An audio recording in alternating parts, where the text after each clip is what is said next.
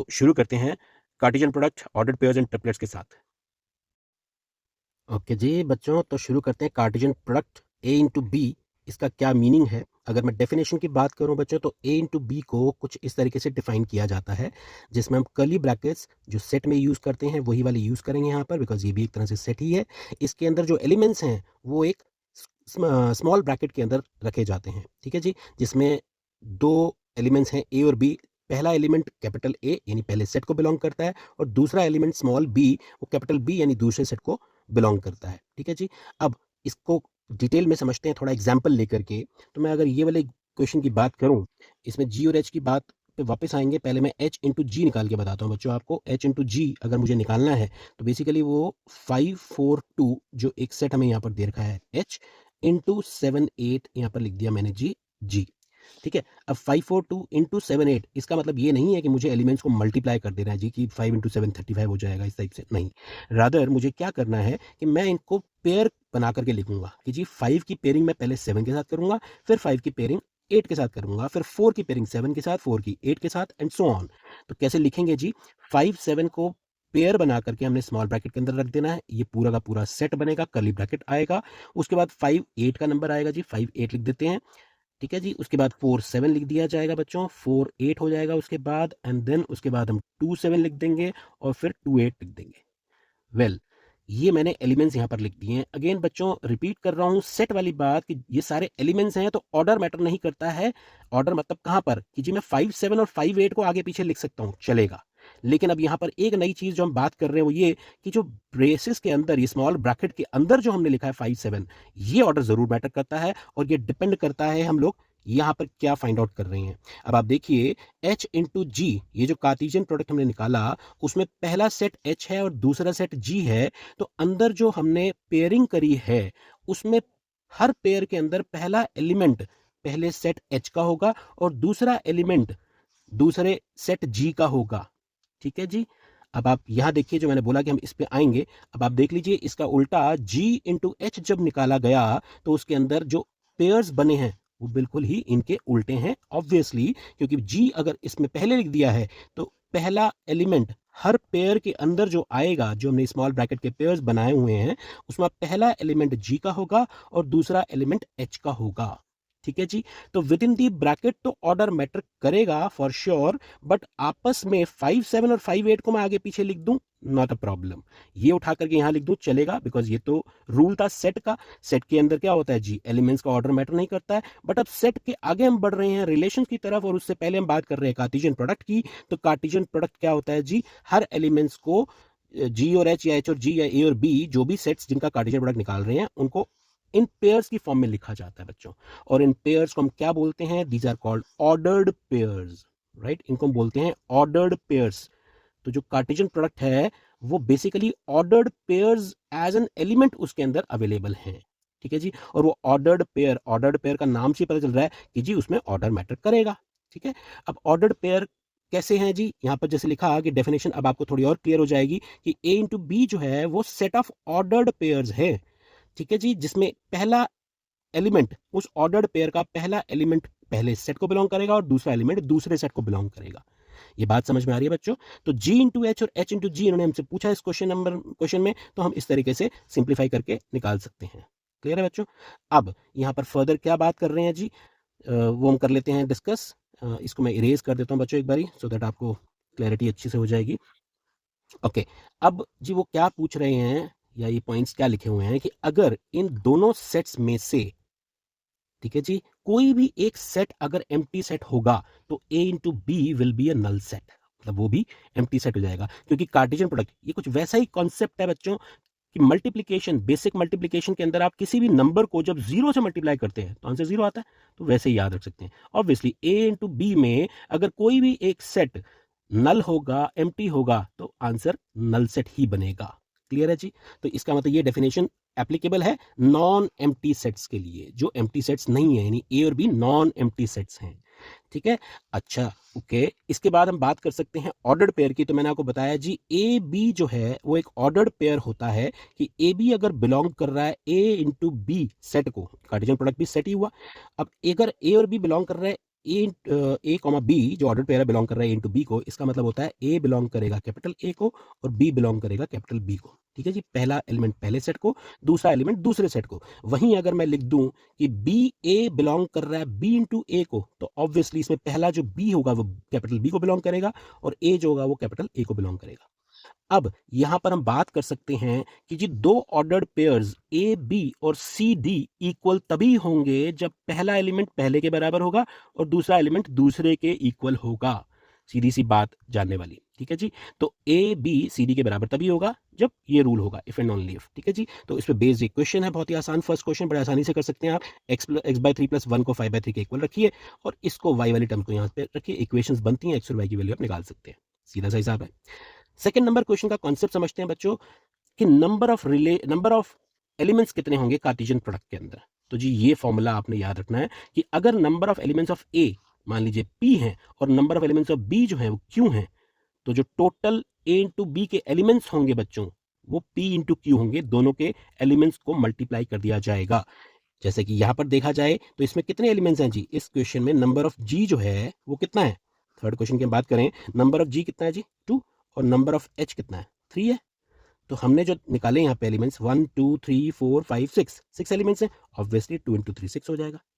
ठीक है जी, तो हमें ये number of elements of Cartesian product अगर निकालने होंगे तो सीधा सा फॉर्मूला है पी इंटू क्यू, मतलब उन दोनों के रिस्पेक्टिव एलिमेंट्स का प्रोडक्ट जो होगा वही हमारा नंबर ऑफ एलिमेंट्स होंगे, नंबर ऑफ ऑर्डर्ड पेयर्स बोल लीजिए यहाँ पर, क्योंकि एलिमेंट जो अब यहाँ पर ऑर्डर्ड पेयर्स बन गए हैं। ठीक है जी, ये कॉन्सेप्ट क्लियर होता है बच्चों। आगे चलते हैं, यहाँ से हम रिलेशंस की तरफ कैसे बढ़ेंगे वो जानने वाली जरूरी है। वेल हाँ, ये बात कर रहे थे, the set A has 3 elements and the set B is 3 4 5, find the number of elements into A to B। ठीक है ना, A to B में एलिमेंट्स कितने हैं, 3 एलिमेंट्स A के अंदर हैं और 3 एलिमेंट्स इसके अंदर हैं, तो ये सीधी सी बात है 3 इंटू 3 9 एलिमेंट्स हो जाएंगे इसके अंदर। क्लियर है जी, एमसीक्यू टाइप का क्वेश्चन वैसे ही पूछ सकते हैं आपसे। आगे बढ़ते हैं बच्चों। अच्छा जी, अब क्वेश्चन नंबर 5 में वो क्या बोल रहे हैं, अभी तो हमने दो सेट का कार्टेशियन प्रोडक्ट देखा था, अब वो हमसे बोल रहे हैं जी तीसरा एक और सेट है, सेम सेट।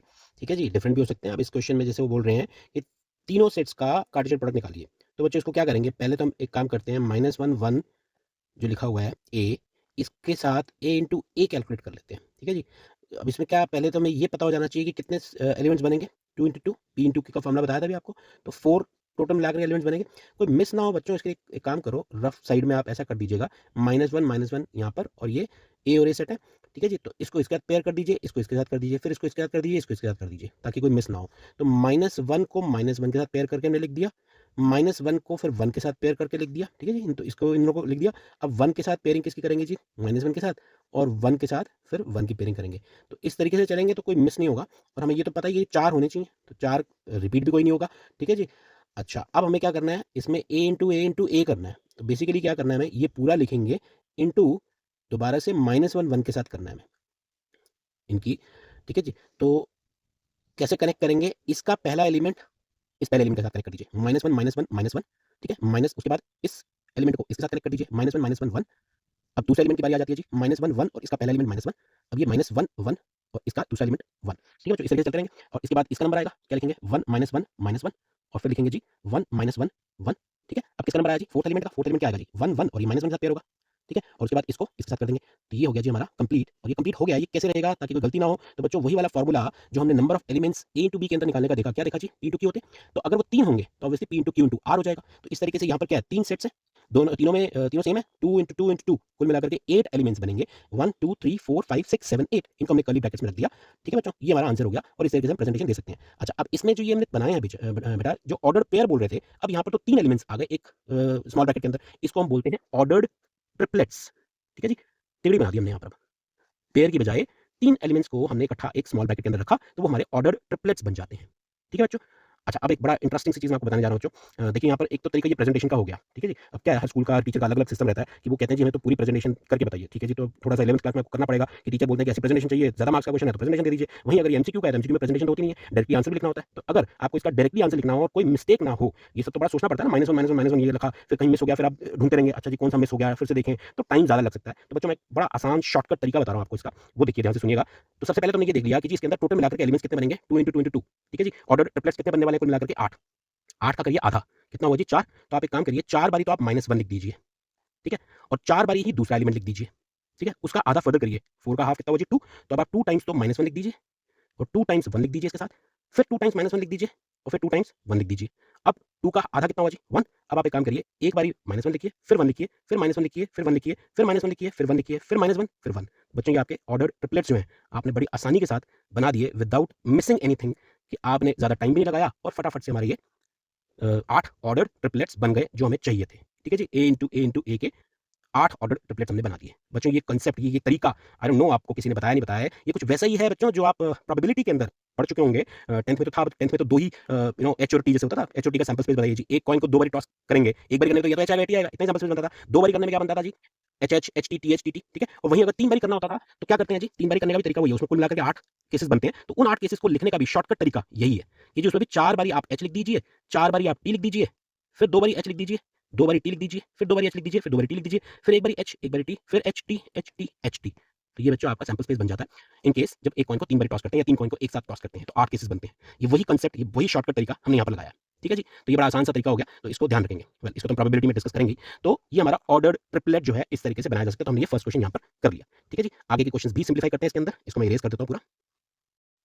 तो अब इस क्वेश्चन नंबर 6 में तो बड़ा ही आसान सा क्वेश्चन है जी, ए इंटू बी आपको दे दिया है, उन्होंने पहले से सिंप्लीफाई कर दिया है कि ए इंटू बी आपको ये मालूम है, बताइए जी ए और बी क्या होंगे। मतलब अभी तो हमने करा कि ए और बी मालूम होता था तो उसके ऑर्डर पेयर बना लेते थे, अब उल्टा है कि ऑर्डर पेयर दे दिए ए और बी, तो फाइंड कर सकते हैं बच्चों। बाय डेफिनेशन हम जानते हैं कि जी पहला जो एलिमेंट होता है हर ऑर्डर पेयर में वो किसको बिलोंग करता है, फर्स्ट सेट को। ए एंड बी में ए इंटू बी निकाला तो पहला जो एलिमेंट है, यानी कि पहला एलिमेंट क्या दिख रहा है आपको। अच्छा, रिपीटेशन नहीं करनी है, सेट वाला कॉन्सेप्ट है। ए 2 बार है तो ए एक बार लिखेंगे, बी और बी 2 बार है तो एक ही बार लिखेंगे। तो ये हमारा सेट हो गया, ये ऑर्डर पेयर नहीं, स्मॉल ब्रैकेट नहीं लगाना, कर्ली ब्रैकेट है। ठीक है जी, उसी तरीके से दूसरा जो एलिमेंट है वो क्या दिखाई दे रहा है जी, एक्स वाई।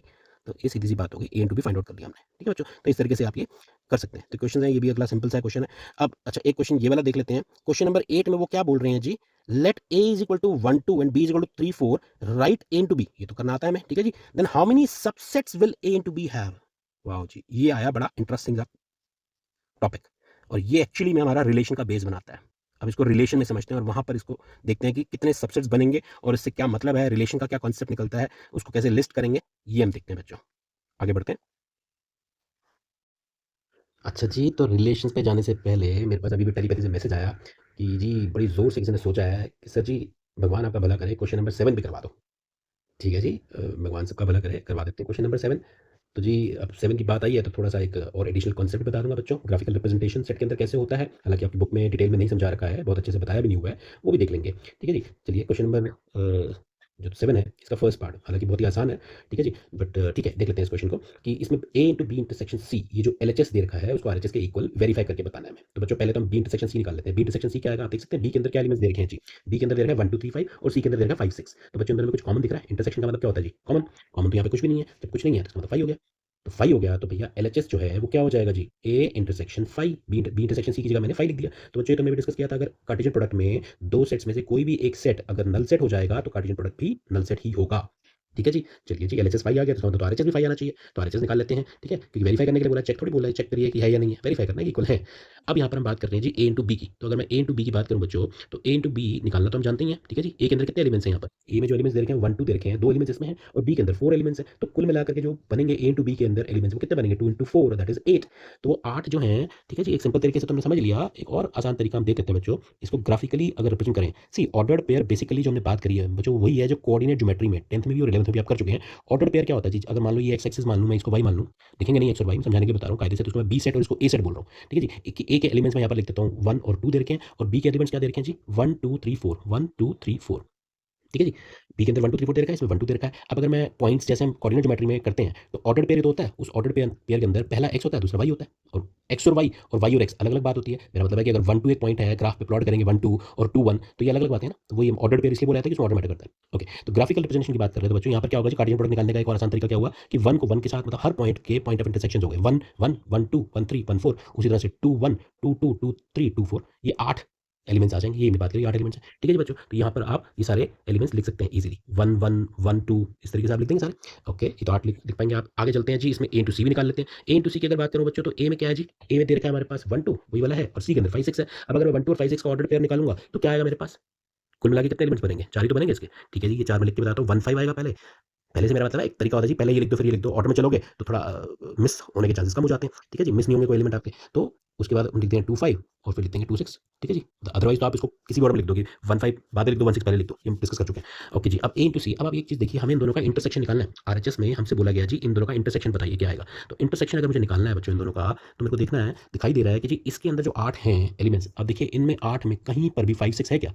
5 6 मैं क्यों पूछ रहा हूँ, क्योंकि वो सी का पार्ट है। यहाँ पर तो हमारे हर ऑर्डर पेयर में 5 6 तो आ ही रहा है, तो इसका मतलब कोई भी ऑर्डर पेयर इसमें से और इसमें से कॉमन कुछ नहीं है, नहीं है तो 5 हो गया। तो एलएचएस आरएचएस इक्वल आ गए, हेंस वेरीफाइड। बड़ा ही आसान क्वेश्चन था, ठीक है जी। अच्छा जी, अब अगला पार्ट जो है वो कह रहे हैं ए इंटू सी इज सबसे बी इंटू डी, तो ये बच्चों आप प्रैक्टिस करो, ठीक है जी। मतलब आपका ये तो आप प्रैक्टिस कर ही सकते हो, A into C B into D दोनों निकालिए और सबसे प्रूव कर दीजिए, जो कि बड़ा ही आसान तरीका रहेगा। ए इंटू सी हम देख सकते हैं कि ए के अंदर 1 2 है और सी के अंदर 5 6 है, ये तो मैंने निकाल ही लिया यहाँ पर। अब अगर मैं बी इंटू डी निकालूंगा तो जी बी इंटू डी में कितने एलिमेंट्स आएंगे कुल मिलाकर के? अब देखिए डी के अंदर ये है और बी के अंदर ये है, तो 4 इंटू 4 16 एलिमेंट्स आएंगे इसमें, तो 16 ऑर्डर पेयर बनाइए और उसमें से ऑब्वियसली 5 6 यहाँ पर भी है और 5 6 यहाँ पर भी है, तो कॉमन तो आएगा ही आएगा, ठीक है ना। वो सबसे भी प्रूव होगा। कॉमन क्या मतलब, वो प्रूव ये करना है कि ए इंटू सी यानी ये सारे के सारे चारों order pair B into D में होंगे ही, ठीक है। तो वहाँ पर जो है कुल मिलाकर के 4 इंटू 4 16 पेयर्स हैं बी इंटू डी में, ठीक है जी। Number of B into D जो है 4 इंटू 4 यानी 16 है, तो उन 16 में ये 4 तो होंगे। ओके, तो ये हम वेरीफाई कर पाएंगे कि ए इंटू सी सबसे बी इंटू डी, ठीक है बच्चों, ठीक है जी। तो चलिए अब हम रिलेशन करें आगे, ठीक है जी, हो गई भलाई। चलिए आगे बढ़ते हैं रिलेशन की तरफ। आ जाओ जी, अब आ गया बड़ा ही इंटरेस्टिंग टॉपिक, चैप्टर का नाम relation, relation from A to B. तो बच्चों जी ये लिखा हुआ है कि relation from A to B जो होता है वो subset of A into B होता है, ठीक है जी। Subset of A into B, ध्यान से सुनिएगा। अब सबसे पहले तो हम ये निकालें कि जी ए इंटू बी क्या होता है, वो तो हम जान चुके हैं, Cartesian product of two sets होता है। अब अगर मैं आपसे पूछूंगी नंबर ऑफ एलिमेंट्स कितने होते हैं, तो ये भी आप बता सकते हैं, number of elements of A into B कितने होते हैं जी। अगर ए के एलिमेंट्स पी हैं, क्यू बी में क्यू हैं, तो ए इंटू बी में एलिमेंट्स जो होंगे वो पी क्यू होंगे। अच्छा जी, एलिमेंट्स हम निकाल क्यों रहे हैं सबसेट समझने के लिए, क्योंकि मेरे को अगर ये निकालना है कि जी टोटल नंबर ऑफ सबसेट्स कितने होंगे ए इंटू बी के, तो वो जानने के लिए हम पिछले टॉपिक सेट में ये फॉर्मूला कर चुके हैं, नंबर ऑफ सबसेट्स का फॉर्मूला, जहां पर एन डिनोट करता है नंबर ऑफ एलिमेंट्स को। अब क्योंकि यहाँ पर दो सेट्स का कार्टेशियन प्रोडक्ट की बात कर रहे हैं, उसके अंदर पी और क्यू से डिनोट कर रहे हैं, तो फॉर्मूला बन गया 2 की पावर पी क्यू, ठीक है जी, 2 raise to the power P Q is the number of elements of A into B. तो इसका मतलब ए इंटू बी से जो टोटल नंबर ऑफ सबसेट्स निकलेंगे बच्चों, वो 2 to the power P Q होंगे और वही रिलेशंस भी होंगी। मतलब ये कि जो ए इंटू बी का कार्टेशियन प्रोडक्ट निकलेगा, उसके जो सबसेट्स बनाए जाएंगे, हर एक सबसेट को हम रिलेशन बोलते हैं। क्वेश्चन करते हैं, थोड़ी क्लैरिटी मिलेगी मैं क्या बोल रहा हूं बच्चों।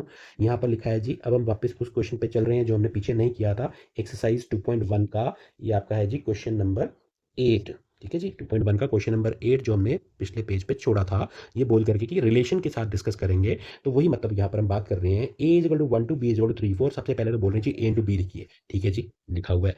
ए इंटू बी कैसे बनाया जी, बड़ा आसान था ए इंटू बी बनाना, तो कि ए और बी, ए यहाँ पर है बी यहाँ पर है, 1 2 इसमें है, 3 4 इसमें है, तो हम क्या करते हैं जी 1 को 3 के साथ रिलेट करेंगे, 1 को 4 के साथ, 2 को 3 के साथ, 2 को 4 के साथ, ठीक है जी।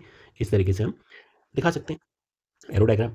अब ए इंटू बी अगर हमारे पास यहाँ पर 4 एलिमेंट्स आए हैं, ऑर्डर्ड पेयर वाले 4 एलिमेंट्स हैं इसके अंदर, तो इसके नंबर ऑफ सबसेट जो बनेंगे, अब देखिए number of elements of A into B तो जी 4 हो गए। तो इसका मतलब therefore number of subsets of A into B कितने होंगे जी, 2 रेज़ टू द पावर 4 यानी 16। ये जो 16 सबसेट्स बनेंगे बच्चों, हर एक सबसेट को रिलेशन बोलेंगे हम फ्रॉम ए टू बी। इसका मतलब इस एग्जाम्पल के अंदर ए से बी जो टोटल नंबर ऑफ रिलेशंस हैं, वो टोटल नंबर ऑफ सबसेट्स के बराबर भी हैं। हर जगह ये होता है, आई मीन ये फॉर्मूला है कि total number of subsets of A into B is same as total number of relations from A to B, और उसका फॉर्मूला होता है 2 to the power P Q. वो कह रहे हैं जी लिस्ट करिए। चलिए जी, अब एक आपके लिए लिस्ट करके बताते हैं हम कि लिस्ट कैसे करेंगे। लिस्ट का मतलब ये कि सारे सबसेट्स बनाने हैं। तो बच्चों 4 एलिमेंट्स अगर आपको दे रखे हैं, जैसे कि सिंपल सा एक सेट होता था, तो इसके सबसेट्स तो बना ही लेते हैं ऑब्वियसली, इसके भी 16 सबसेट्स बनेंगे, तो वहाँ तो सिंगल सिंगल एलिमेंट होते थे। यहाँ पर क्या है जी, ऑर्डर्ड पेयर है। बस थोड़ा सा ध्यान ये रखना है कि हमें लिखने की प्रेजेंटेशन कैसे रखना है। तो तरीका वही है, सबसे पहले आप क्या करेंगे जी, सिंगल सिंगल एलिमेंट्स को सेट फॉर्म में लिखेंगे। 1 3 with in this small bracket तो एलिमेंट है, इसका ये सेट करली ब्रैकेट बनाने के बाद ही सेट बनेगा, तो जाके ये सबसेट बनेगा। ये चीज़ आपने ध्यान रखनी है। तो ध्यान है, मैंने आपको शुरू में बोला था कि जी 2 ब्रैकेट्स अब इकट्ठे आ गए, तो इसका मतलब क्या है, तो ये सबसेट हो गया, ठीक है जी। ऑर्डर्ड पेयर, एक करली ब्रैकेट जो स्मॉल ब्रैकेट आया वो तो ऑर्डर्ड पेयर का ब्रैकेट है, तो ये तो पूरा एलिमेंट हुआ।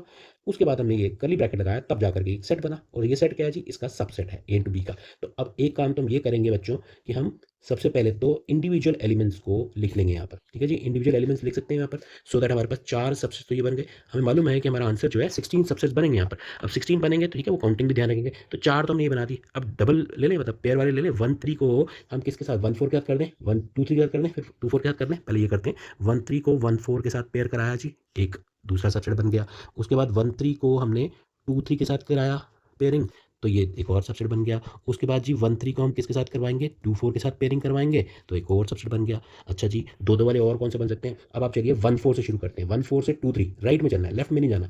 जी लेफ्ट में जाओगे तो 1 4 1 3 अगर आप बनाओगे तो 1 3 1 4 तो हम बना चुके हैं। 1 3 1 4 या इसको मैं लिखूँ 1 4 1 3, एक ही बात है बच्चों, ऑर्डर मैटर नहीं करता है। तो रिमेंबर कि 1 3 1 4 बना दिया तो 1 4 1 3 नहीं बनेगा, राइट में चलते जाओ, तरीका ये है। तो 1 4 से अब हम शुरू करते हैं, तो 1 4 के साथ क्या बनेगा जी, पहले 2 3 बना लेते हैं, ठीक है, इसको हम एक सेट के फॉर्म में लिख देंगे। उसके बाद 1 4 को हम किसके साथ ज्वाइन करा दें जी, 2 4 के साथ पेयरिंग करते हैं इसकी, ठीक है जी, ये बन गया। अब क्या बना, 1 4 के हो गए दोनों। अब 2 3 का नंबर आ गया जी, तो 2 3 को आप 2 4 के साथ पेयरिंग कर दो। तो क्या ये दो दो वाले सारे पूरे हो गए हैं, बिल्कुल हो गए हैं जी।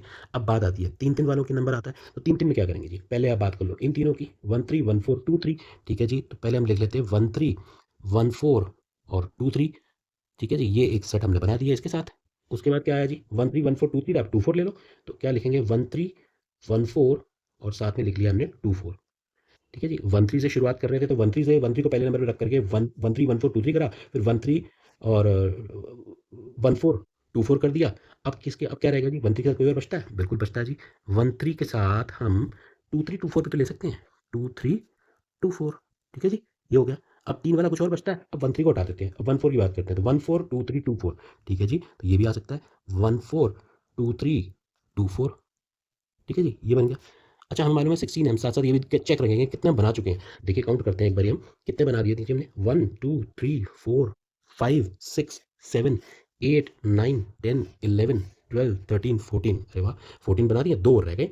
तो बच्चों 2 और याद है आपको, जो हम सेट्स में सबसेट्स कर रहे थे, तो हमने ऐसे ही सबसेट्स बनाए थे उसके अंदर भी। तो अब अगर मेरे को 2 रह गए हैं, तो 2 कौन से होते हैं वो? यू रिमेंबर दैट कि भैया उसमें पहला तो हम फाई लिख ही देते हैं, जिस तरीके से वहाँ पर phi subset of every set था, तो सेट तो यही है ना, सेट सेट तो वही वही सेट की बात कर रहे हैं यहाँ पर भी, ए इंटू बी भी तो सेट ही है, दिस इज ऑल्सो सेट। तो फाई तो क्योंकि सबसेट रहेगा हर किसी का, तो इसका भी होगा। और एक हम कहते थे जी द सेट इटसेल्फ, यानी कि ए इंटू बी जो है खुद भी तो अपने आप का सबसेट होगा, यस और नो, ठीक है बच्चों। तो ये हो गया 15 एंड 16, तो ये हमने बना दिए जी सारे मिलाकर के 16 subsets of this particular set A into B. तो बच्चों ये जो 16 सबसेट्स बनाए हैं हमने, इन्हीं को ही रिलेशंस बोलते हैं। मतलब ये कि ईच वन ऑफ देम, हर एक सबसेट जो हमने यहाँ पर लिखा है वो एक रिलेशन है फ्रॉम ए टू बी, समझ रहे हैं आप। तो 16 रिलेशंस एग्जिस्ट कर रही हैं यहाँ पर।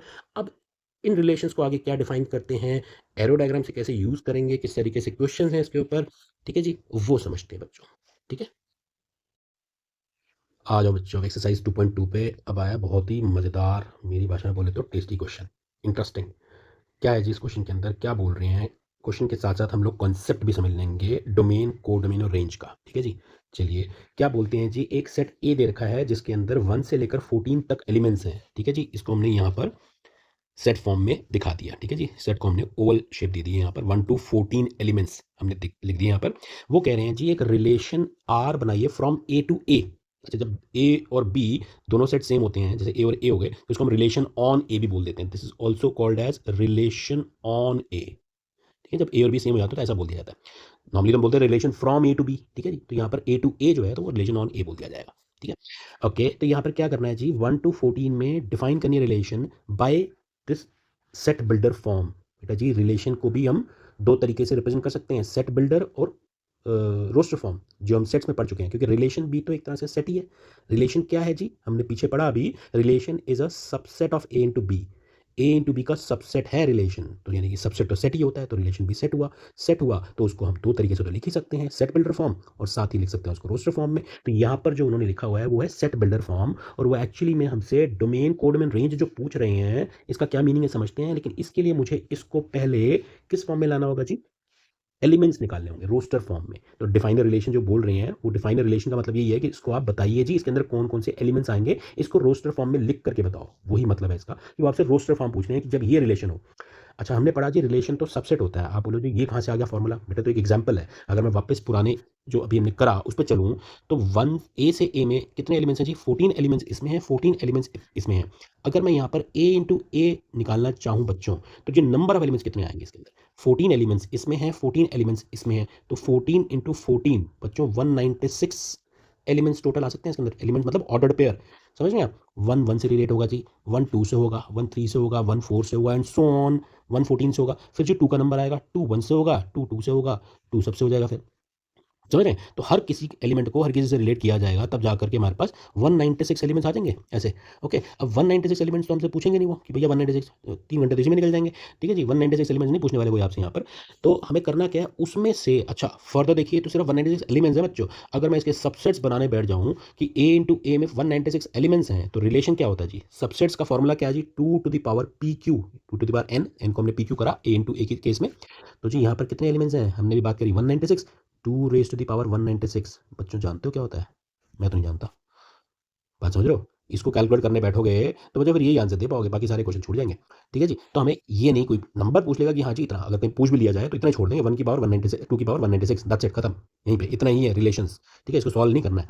ओके, नाउ पॉइंट यहाँ पर ये है कि हम लोग जो से पूछा जा रहा है जो वो ये बोल रहे हैं कि जी रिलेशन एक पर्टिकुलर रिलेशन है, मतलब ये समझ लो 2 की पावर 196 में से एक रिलेशन वो ये है। ठीक है ना? मतलब इतनी सारी रिलेशंस में से एक रिलेशन इन्होंने ये वाली पूछ ली हमसे, इसको हमें डिफाइन करना है। आप बात समझ रहे हो बच्चों मेरी? ठीक है जी, ठीक है। मैं इसको एक बार इरेज कर दूँ ताकि आप इतने मत घूम जाना कि भैया इतनी सारी रिलेशंस कौन लिखेगा, बिल्कुल नहीं लिखनी है। ठीक है जी, तो हमें क्या करना है जी यहाँ पर बेसिकली वो कह रहे हैं, ठीक है ना, मतलब रिलेशन को एरो डायग्राम से, ये एरो डायग्राम बना के दिखाएंगे। पहले तो रिलेशन तो पता चले, रिलेशन पता चलेगा मतलब ये कि डिफाइन करना है।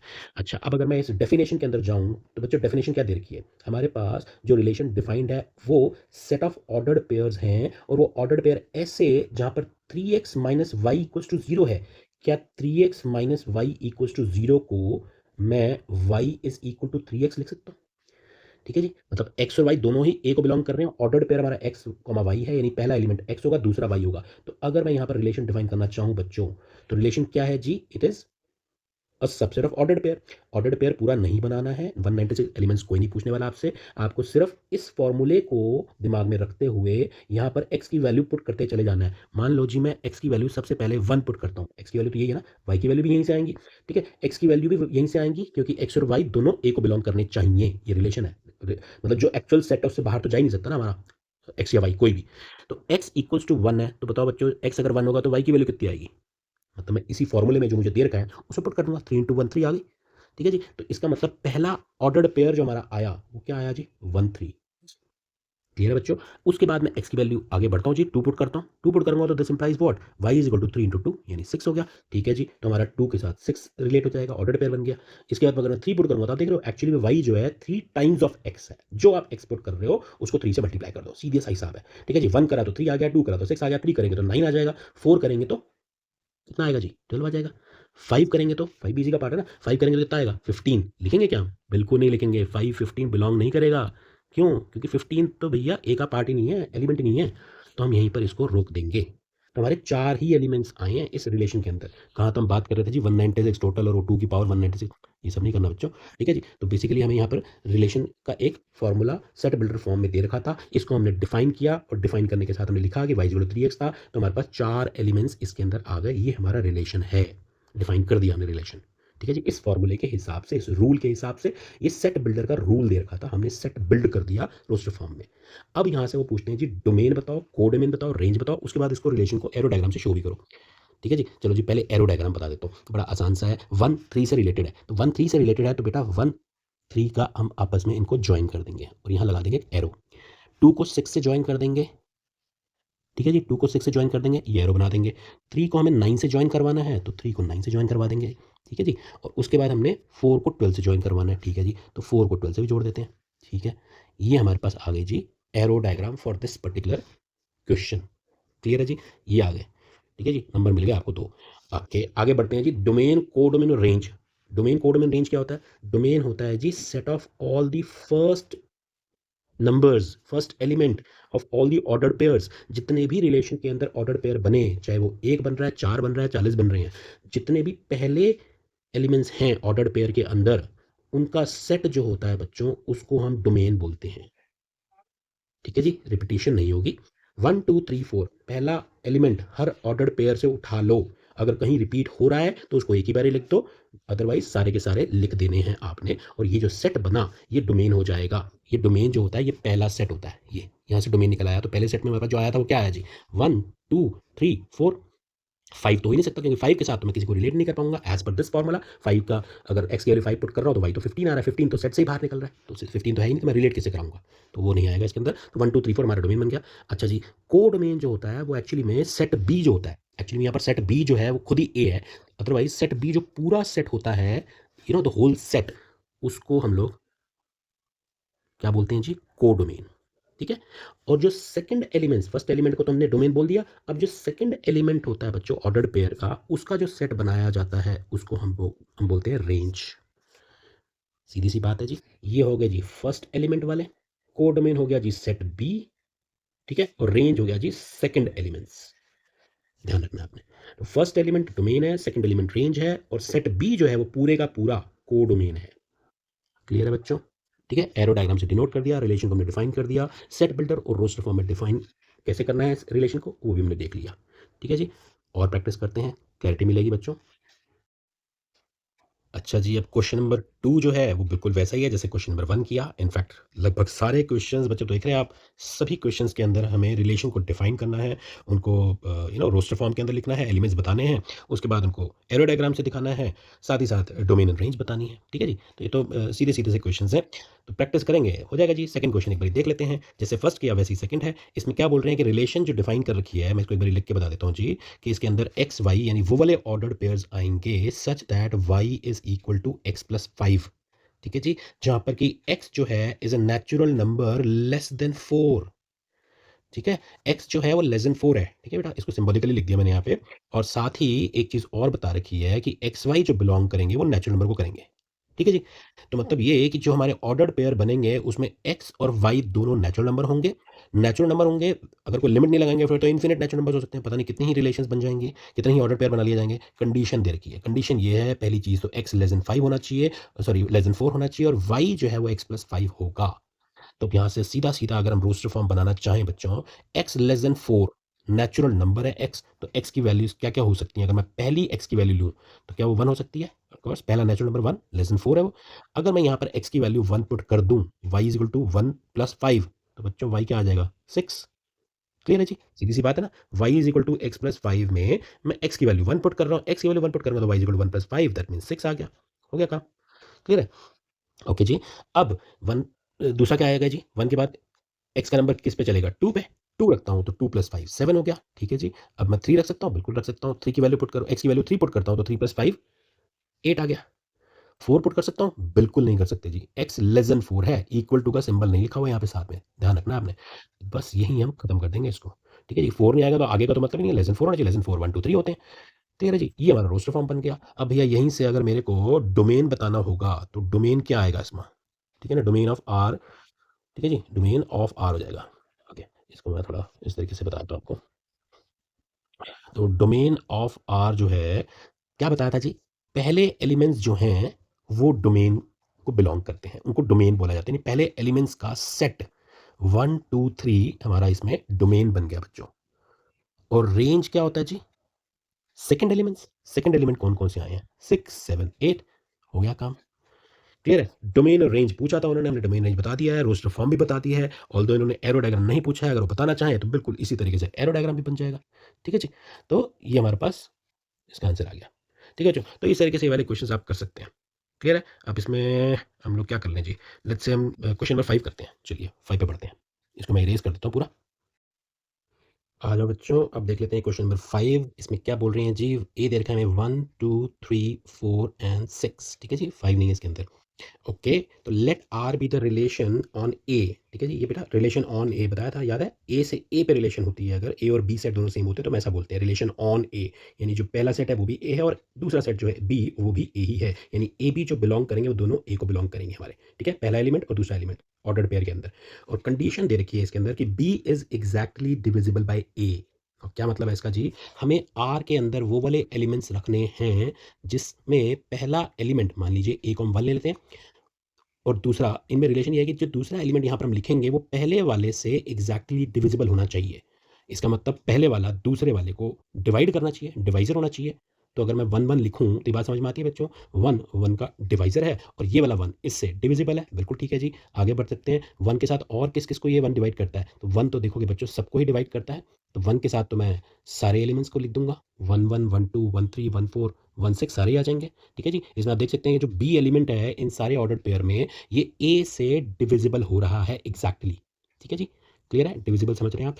ओके, अब इसके बाद 2 का नंबर लगाइए जी। अगर मैं यहाँ पर 2 रखता हूँ, तो बेटा देखो हर नंबर अपने आप को तो डिवाइड कर ही लेगा, अपने आप से तो डिविजिबल होगा ही होगा। तो 2 2 4 4 3 3 6 6 ये सब तो हम लिख ही देंगे। ठीक है, ऑर्डर में चलते हैं। 2 2 करा हमने, अब 2 जो है 2 के साथ 1 को पेयर नहीं कर सकते हैं, बिकॉज़ अगर मैं 2 1 लिख दूँगा बच्चों, अगर मैंने 2 1 लिख दिया तो ऑब्वियसली 1 जो है 2 से डिविजिबल नहीं है। ठीक है, तो ये नहीं आएगा। तो अब 2 के बाद क्या आना चाहिए जी? 2 किसको डिवाइड करता है? 4 को डिवाइड करता है। 4 इज़ डिविजिबल बाय 2 ठीक है जी। 2 6 लिख सकते हैं। ठीक है, अच्छा अब और तो कुछ नहीं हो सकता। 2 और किसी को डिवाइड कर रहा है यहाँ पे? नहीं कर रहा है, मतलब कोई और नंबर 2 से डिविजिबल है? नहीं है। अच्छा जी, अब 3 का नंबर आता है तो 3 से तो शुरू कर ही लो पहले। अब उसके बाद क्या है जी, 3 किसको डिवाइड कर रहा है इन पाँचों नंबर में? 3 के अलावा 6 को कर रहा है, वो भी आ गया। ठीक है जी, अब आया नंबर 4 का, तो 4 4 लिख दिया। अब 4 किसी और को मल्टीप्लाई आई मीन डिवाइड कर रहा है, 4 का मल्टीपल अवेलेबल है यहाँ पर। ठीक है जी, उस तरीके से भी सोच सकते हैं कि 4 का कोई और मल्टीपल तो अवेलेबल ही नहीं है, यानी 4 किसी और को डिवाइड नहीं करेगा या कोई और नंबर 4 से डिविजिबल नहीं होगा इन नंबर्स के अंदर।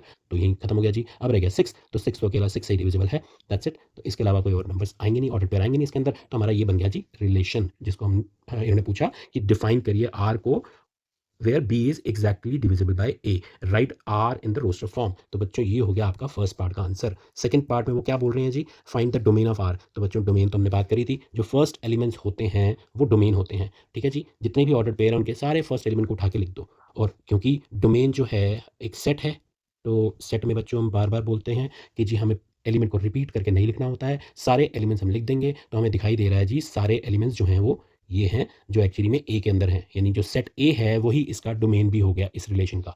ठीक है जी। अब रेंज की अगर बात करते हैं तो रेंज हमने क्या पढ़ी जी? रेंज होती है सेकंड एलिमेंट का सेट। तो ऑर्डर्ड पेयर के अंदर आप देखेंगे सारे के सारे जो एलिमेंट्स हैं रिपीट करके नहीं लिखने हैं, तो कोई भी एलिमेंट मिस तो हुआ ही नहीं है। सारे एलिमेंट्स का कोई ना कोई डिवाइजर है, यानी हर एलिमेंट जो है ए का वो किसी ना किसी से डिविजिबल है, वो रिलेशन का पार्ट बन रहा है। ऑब्वियसली रेंज ऑफ आर जो आ गया सेकंड एलिमेंट का सेट आ गया, यानी ये भी ए है और ये भी ए है। ठीक है, ऐसा कई बार होगा, कभी वेरीफाई करने के लिए बोल देंगे कि जी show that domain of R is equal to range of R is equal to the set itself. तो आप देख रहे हैं यहाँ पर जो है डोमेन रेंज दोनों ही आर के एक इक्वल है। ठीक है, ऐसा पूछ लिया जाता है, इसमें नहीं पूछा गया, जस्ट एक एडिशनल बात बता रहा हूँ। ठीक है, ये तो क्वेश्चन यहाँ तक हम खत्म कर चुके हैं। क्लियर है बच्चों? तो बहुत ही आसान, इसी तरीके से बाकी क्वेश्चन भी आप कर सकते हैं। आपको ये ध्यान रखना है कि जो डेफिनेशन दे रखी है वो यूज़ करके हमें एलिमेंट्स निकालने होंगे। क्लियर है जी? आगे चलते हैं जी। आगे है हमारा ये क्वेश्चन नंबर 6 7 8 9। आसान क्वेश्चंस हैं, हल्का हल्का डिस्कस करके बता देता हूँ बच्चों, मुझे भी अच्छा लग रहा है, ऑल्दो रिवीजन है लेकिन हम सारे क्वेश्चन फिर भी डिस्कस करते चले आ रहे हैं। ठीक है जी, कोई बात नहीं, क्लैरिटी मिलनी चाहिए जी। ऑब्जेक्टिव ये है कि आपको अच्छे से समझ में आना चाहिए।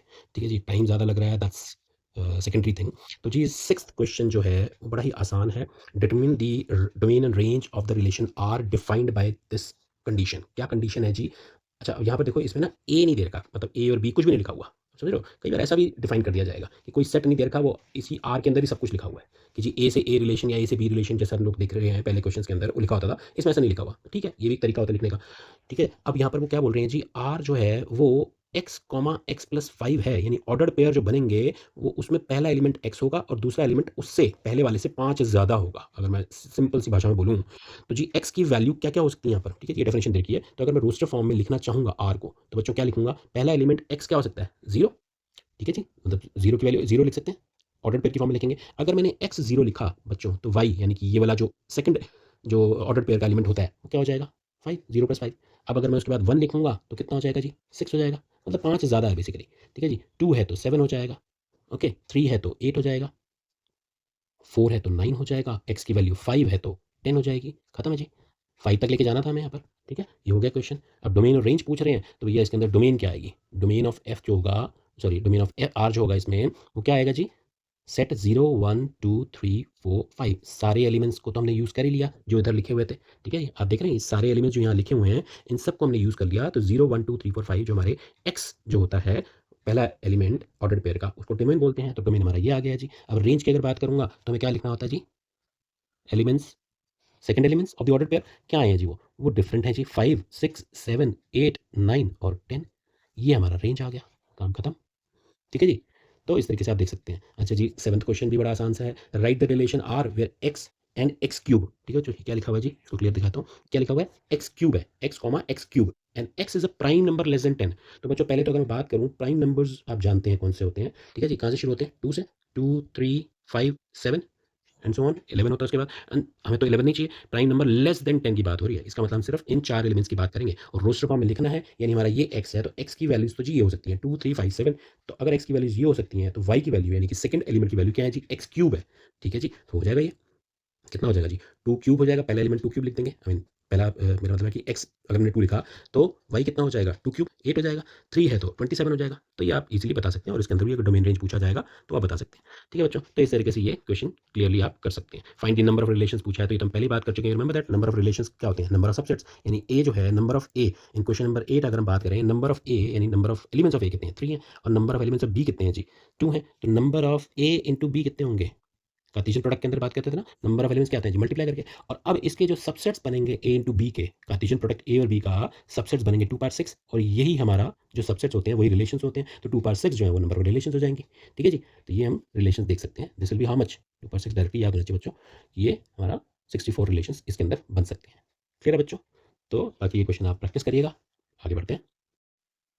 वेल बच्चों, अब हम आ गए एक बहुत ही इंपॉर्टेंट टॉपिक। इस चैप्टर का नाम से ही है ये चैप्टर, फंक्शन। फंक्शन जिसे हम एक स्पेशल टाइप ऑफ रिलेशन भी बोल सकते हैं। अब ये स्पेशल टाइप क्या है बच्चों, ये हम समझेंगे। उससे पहले हम थोड़ा सा पीछे चलते हैं। क्लास 10th के अंदर लीनियर इक्वेशंस इन टू वेरिएबल्स आप पढ़ चुके हैं बच्चों। ये एक एग्जाम्पल लिखा मैंने यहाँ पर, y is equal to x plus 4। ऐसा क्वेश्चन आपके सामने होता था तो आप क्या करते थे जी? आपको बोला जाता था इस इक्वेशन को ग्राफिकली रिप्रेजेंट करके बताइए। तो आप क्या करते थे? x की वैल्यू पुट करते थे अपने आप से, लेट्स से 0 पुट करी तो y कितना मिल जाएगा जी? 4। मान लीजिए मैं y की वैल्यू 0 पुट कर देता हूँ तो x की वैल्यू कितनी आ जाएगी? -4। ठीक है जी। ऐसे 2 पॉइंट्स या 2 से ज़्यादा पॉइंट्स लेकर के आप क्या करते थे? उसके बाद x और y एक्सिस पर इसको प्लॉट किया करते थे। ठीक है जी। -4 0 यहाँ पर आ जाएगा, अप्रॉक्सिमेटली 0 4 यहाँ पे मान लिया हमने, और हम उसके बाद इन दोनों को यहाँ पर प्लॉट कर दिया करते थे, जॉइन कर देते थे और ये एक स्ट्रेट लाइन बन जाती थी, इसीलिए इसको लीनियर इक्वेशन बोला जाता था। अब ये हम 10th में इक्वेशन बोलते थे बच्चों, 11th क्लास में आ गए हैं। अब पीछे से थोड़ा आगे वापस आते हैं। 11th क्लास के अंदर हम इस y को एक नया नाम दे रहे हैं, f ऑफ x, जहाँ पर कि f डिनोट कर रहा है फंक्शन। मतलब ये कि ये जो relation y is equal to x plus 4, right, मतलब जिसको हम 10th में इक्वेशन बोलते थे, उसको हम एक नया नाम रिलेशन दे चुके हैं इसी चैप्टर के अंदर। और अब मैं y को बोल रहा हूँ फंक्शन, जो कि एक रिलेशन ही है लेकिन स्पेशल टाइप का रिलेशन है। वो स्पेशल टाइप क्या है वो भी हम समझेंगे। अभी फिलहाल मैंने बोला जी y को हम fx बोल लेते हैं, यानी कि ये इक्वेशन जो बन गई, क्या मैं इसको fx equals to x plus 4 लिख दूँ?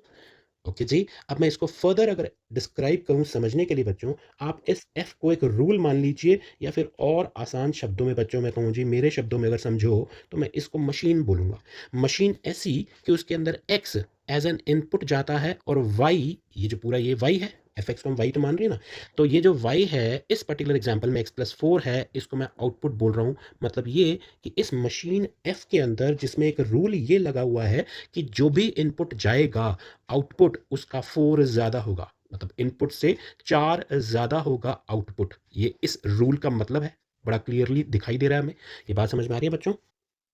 ठीक है जी। तो इसमें x की वैल्यू जैसे जैसे आप पुट करते चले जा रहे हैं, जो भी वैल्यू पुट कर रहे हैं, y की वैल्यू उस x से 4 ज़्यादा है, ये रूल है। पहली चीज़ तो ये हो गया जो इसको डिफाइन कर रहा है। ठीक है, ये एक रिलेशन तो है ही, जो हम अभी इससे पहले वाले टॉपिक के अंदर पढ़ चुके हैं रिलेशन क्या होता है। ठीक है जी। इसको अगर मैं एरो डायग्राम से डिनोट करना चाहूँ बच्चों, 4 ही एग्जाम्पल लिए, मान लीजिए मैं x की वैल्यू 1 पुट करता हूँ तो y की वैल्यू कितनी आ रही है जी? 5। अगर मैं x की वैल्यू 2 पुट करता हूँ तो y 6 आएगा। अगर मैं 3 पुट कर रहा हूँ 7 आएगा। 4 पुट कर रहा हूँ तो 8 आएगा। ठीक है जी। 9 के लिए कोई एलिमेंट नहीं है, ठीक है चलेगा। अभी हम इसकी बात नहीं कर रहे कि यहाँ पर कोई एलिमेंट अनयूज्ड है या नहीं है। फिलहाल हम बात करते हैं सेट ए बोल देते हैं इसको, और इसको बोल देते हैं जी सेट बी।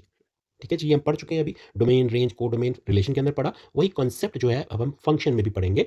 अब मैंने बोला जी सेट ए से बी की तरफ एक रिलेशन बनाई हमने, और इस रिलेशन को हम फंक्शन बोल रहे हैं। उसका रीजन है, रिलेशन फंक्शन कब कहलाता है बच्चों, कि जब ए सेट के अंदर जितने भी एलिमेंट्स प्रेजेंट हैं उन सब का कनेक्शन बी के किसी एलिमेंट से होना चाहिए। पहली चीज तो ये मैंने क्या बोला जी, पहली कंडीशन कि रिलेशन फंक्शन कब कहलाएगा, जब सेट ए के अंदर जितने भी एलिमेंट्स प्रेजेंट हैं, चाहे फाइनाइट हैं चाहे इन्फिनिट एलिमेंट्स हैं बच्चों, उन सारे एलिमेंट्स का कोई ना कोई एलिमेंट बी में प्रेजेंट होना चाहिए जिससे वो कनेक्ट हो रहा है। कनेक्ट होने का मतलब ये कि जिससे वो एक ऑर्डर्ड पेयर बना रहा है। अगर मैं इस सेट को, इस कनेक्शन को लिखूं तो बच्चों हम रिलेशन में भी पढ़ चुके हैं, कार्टेशियन प्रोडक्ट से पढ़ते आ रहे हैं। ठीक है जी, ये ऑर्डर्ड पेयर बनता है 1 5। 1 किसको रिप्रेजेंट करता है? पहला एलिमेंट पहले सेट को, दूसरा एलिमेंट दूसरे सेट को। तो ये इसको हम अब 1 को x मान लेते हैं और 5 को y मान लेते हैं। ठीक है जी, ये इनपुट है और ये आउटपुट है। उसी तरीके से यहाँ पर ऑर्डर पेयर 2 6 बन रहा है, यहाँ पर 3 7 बन रहा है और लास्ट ऑर्डर पेयर में 4 8 बन रहा है। ठीक है जी, यहाँ पर हमने एक फाइनाइट केस का एग्जाम्पल लिया कि 4 एलिमेंट्स हमने दिखा दिए। ठीक है, ओके। अब मैंने बोला जी पहली कंडीशन तो ये हुई इस रिलेशन की फंक्शन कहलाने की कि बच्चों ए के अंदर जितने भी एलिमेंट्स हैं उन सब का कनेक्शन होना चाहिए, मतलब यहाँ पर कोई ना कोई एलिमेंट प्रेजेंट होना चाहिए, पहली चीज़। ठीक है जी। दूसरी चीज़ ये कि इनमें से कोई भी एलिमेंट ऐसा नहीं होना चाहिए जिसका कनेक्शन एक से ज़्यादा एलिमेंट्स के साथ हो।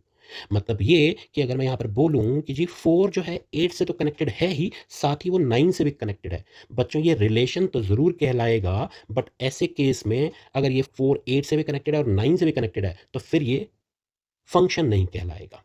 मतलब क्या हुआ जी? दूसरी कंडीशन जो मैंने बोली कि हर एलिमेंट का connection one and only one element in B से होना चाहिए।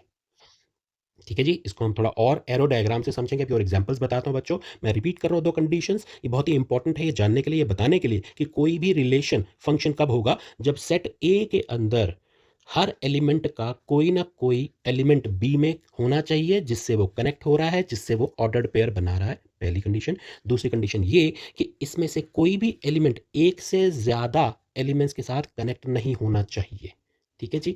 अच्छा, अब हम टर्म्स की बात करें बच्चों, तो जैसे रिलेशंस के अंदर पढ़ा वही बात यहाँ पर भी है कि सेट ए में जितने भी एलिमेंट्स होते हैं उन सबको मिला करके हम इनको डोमेन बोलते हैं, और इसका एक दूसरा नाम हम यहाँ पर रख रहे हैं प्री इमेज। ठीक है जी।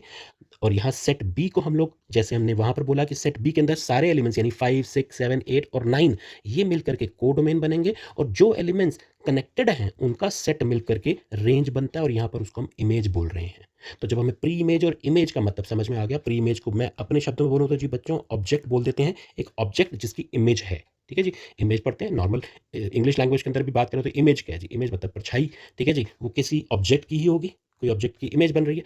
ठीक है, तो अगर मैं यहाँ पर x को, a के अंदर क्या प्रेजेंट है हमारे x, जनरल डिनोशन जो हम x से लिखते हैं, और b के अंदर जो एलिमेंट्स होते हैं उनको हम y से डिनोट करते हैं। तो फंक्शन जो है a टू b क्या बना जी? मैं रिपीट कर रहा हूँ, प्री इमेज और इमेज की टर्म्स में इस टर्मिनोलॉजी को यूज करें तो अब हम ये डेफिनेशन समझ सकते हैं जो लिखी हुई है यहाँ पर कि बच्चों relation f from a set a to a set b is set to be a function if every element of set A has one and only one image in set B। मैंने वही दो conditions बोली जो यहाँ पर लिखी हुई हैं, जो एक रिलेशन को फंक्शन बनाने की डेफिनेशन है। यही स्पेशल कंडीशन है, यही स्पेशल टाइप ऑफ रिलेशन बोला जाता है फंक्शन। ठीक है जी, यहाँ पर मैंने बोला दो कंडीशंस, पहली ये कि ए सेट के अंदर हर एक एलिमेंट जो लिखा हुआ है उसका कोई ना कोई इमेज होना चाहिए, और हर एक एलिमेंट जिसकी इमेज की हम बात कर रहे हैं, ऑब्वियसली हर एक एलिमेंट की इमेज होनी चाहिए, और किसी भी एलिमेंट की एक से ज्यादा इमेज नहीं होनी चाहिए। ठीक है जी, one and only one image, और every pre image means every element of A should have a unique one and only one image. ठीक है जी, इसको डायग्रामेटिकली एरो डायग्राम से और एग्जांपल्स लेकर के बताता हूं बच्चों। आगे चलते हैं।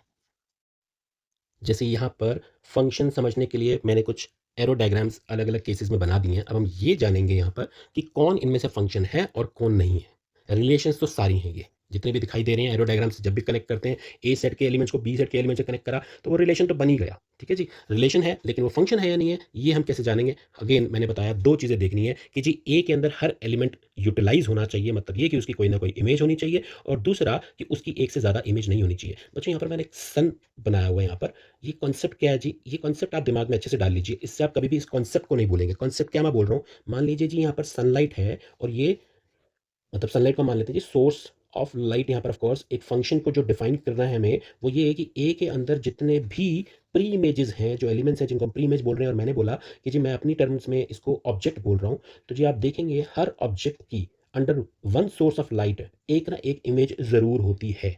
कभी ऐसा हो सकता है कि किसी ऑब्जेक्ट की इमेज ना हो under one source of light? नहीं होगा जी। ऐसा कब होता है? जब वो भूत होगा। ठीक है जी, भूति की तो इमेज नहीं होगी ना, वेल हम लोग बात कर रहे हैं बच्चों, जस्ट याद रखने की बात बता रहा हूँ कि under one definition of a function जिसको मैं सोर्स ऑफ लाइट बोल रहा हूँ, हर एक ऑब्जेक्ट की इमेज तो बनेगी ही बनेगी। अच्छा, और दूसरा आप ये भी मानेंगे under one source of light एक ऑब्जेक्ट की एक से ज़्यादा इमेज नहीं बन सकती है। मैंने बोला under one source of light मतलब under one definition, under one function. दो फंक्शन या दो सोर्स ऑफ लाइट होगी तो बात अलग है, बट मैं यहाँ पर बात कर रहा हूँ कि under one source of light एक ऑब्जेक्ट की एक से ज़्यादा इमेज नहीं हो सकती है। ठीक है जी। तो इसका मतलब क्या हुआ, ये अगर मैं पर्टिकुलर केस देखता हूँ तो यहाँ पर देखिए पहली कंडीशन कि हर एक एलिमेंट की इमेज है। यस बिल्कुल है जी। किसी एक की इमेज एक से ज़्यादा है, नहीं है, तो ये एक फंक्शन हुआ। This is a function, this relation is a function. अच्छा, अब इस केस के अंदर देखें आप कि ए के अंदर हर एक एलिमेंट की इमेज है। बिल्कुल है जी।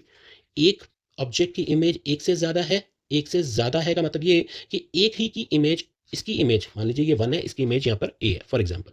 तो वन की इमेज ए है और ये टू एलिमेंट है, टू की इमेज भी ए है। मैंने बोला जी एक की दो इमेज नहीं हो सकती है, बट दो लोग की यानी दो ऑब्जेक्ट्स की। ठीक है ना। अब लोग बोला तो मतलब ये है कि दो लोग की इमेज की अगर हम बात करें सिंपल हिंदी भाषा में समझें कि जी दो लोगों की परछाई image under one source of light coincide तो कर ही सकती है अगर वो इस पर्टिकुलर एंगल पे ऐसे पर्टिकुलर एंगल पे खड़े हो जाएं कि उन दोनों की इमेज जो है एक ही बन जाए, तो ये तो पॉसिबल है, हो सकता है, बिल्कुल हो सकता है ऐसा। ठीक है जी। एक की दो इमेज नहीं हो सकती हैं, लेकिन दो लोग की या दो ऑब्जेक्ट्स की तो एक इमेज हो ही सकती है, तो ये पॉसिबल है, दिस इज क्वाइट पॉसिबल।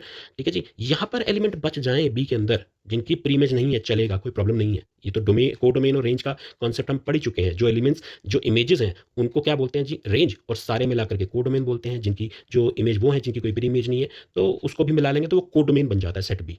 ठीक है जी। अब ये इसका मतलब सेट हुआ। उसी तरीके से यहाँ पर देखें तो बच्चों यहाँ पर देखते पता चल रहा है जी इमेज तो सबकी है, लेकिन एक इस एलिमेंट की जो इमेजेस दो बन गई हैं, तो इस वजह से ये फंक्शन नहीं कहलाएगा। ठीक है जी। इसका मतलब ये कि इमेज जो है वो यूनिक होनी चाहिए हर किसी की। ठीक है जी। One and only one image होनी चाहिए, तो ये फंक्शन नहीं कहलाएगा। यहाँ पर तो पहले हमने देख लिया था कि जी एक एलिमेंट ऐसा था जिसकी इमेज ही नहीं है। ठीक है। एक एलिमेंट ए के अंदर ऐसा है जिसकी इमेज ही नहीं है, तो ये भी फंक्शन नहीं हुआ। ओके, अब यहाँ पर तो एक की बहुत सारी इमेजेस हैं, बिल्कुल भी नहीं है। एक की तो एक से ज़्यादा नहीं हो सकती, यहाँ पर तो चारों ही एक से कनेक्टेड है, बिल्कुल नहीं चलेगा। हाँ, सभी की एक ही इमेज हो जाएगी, बिल्कुल ठीक है, ये फंक्शन हो सकता है। ठीक है जी। मैंने बोला हर किसी की एक इमेज होनी चाहिए, सबकी एक इमेज हो जाएगी, चलेगा।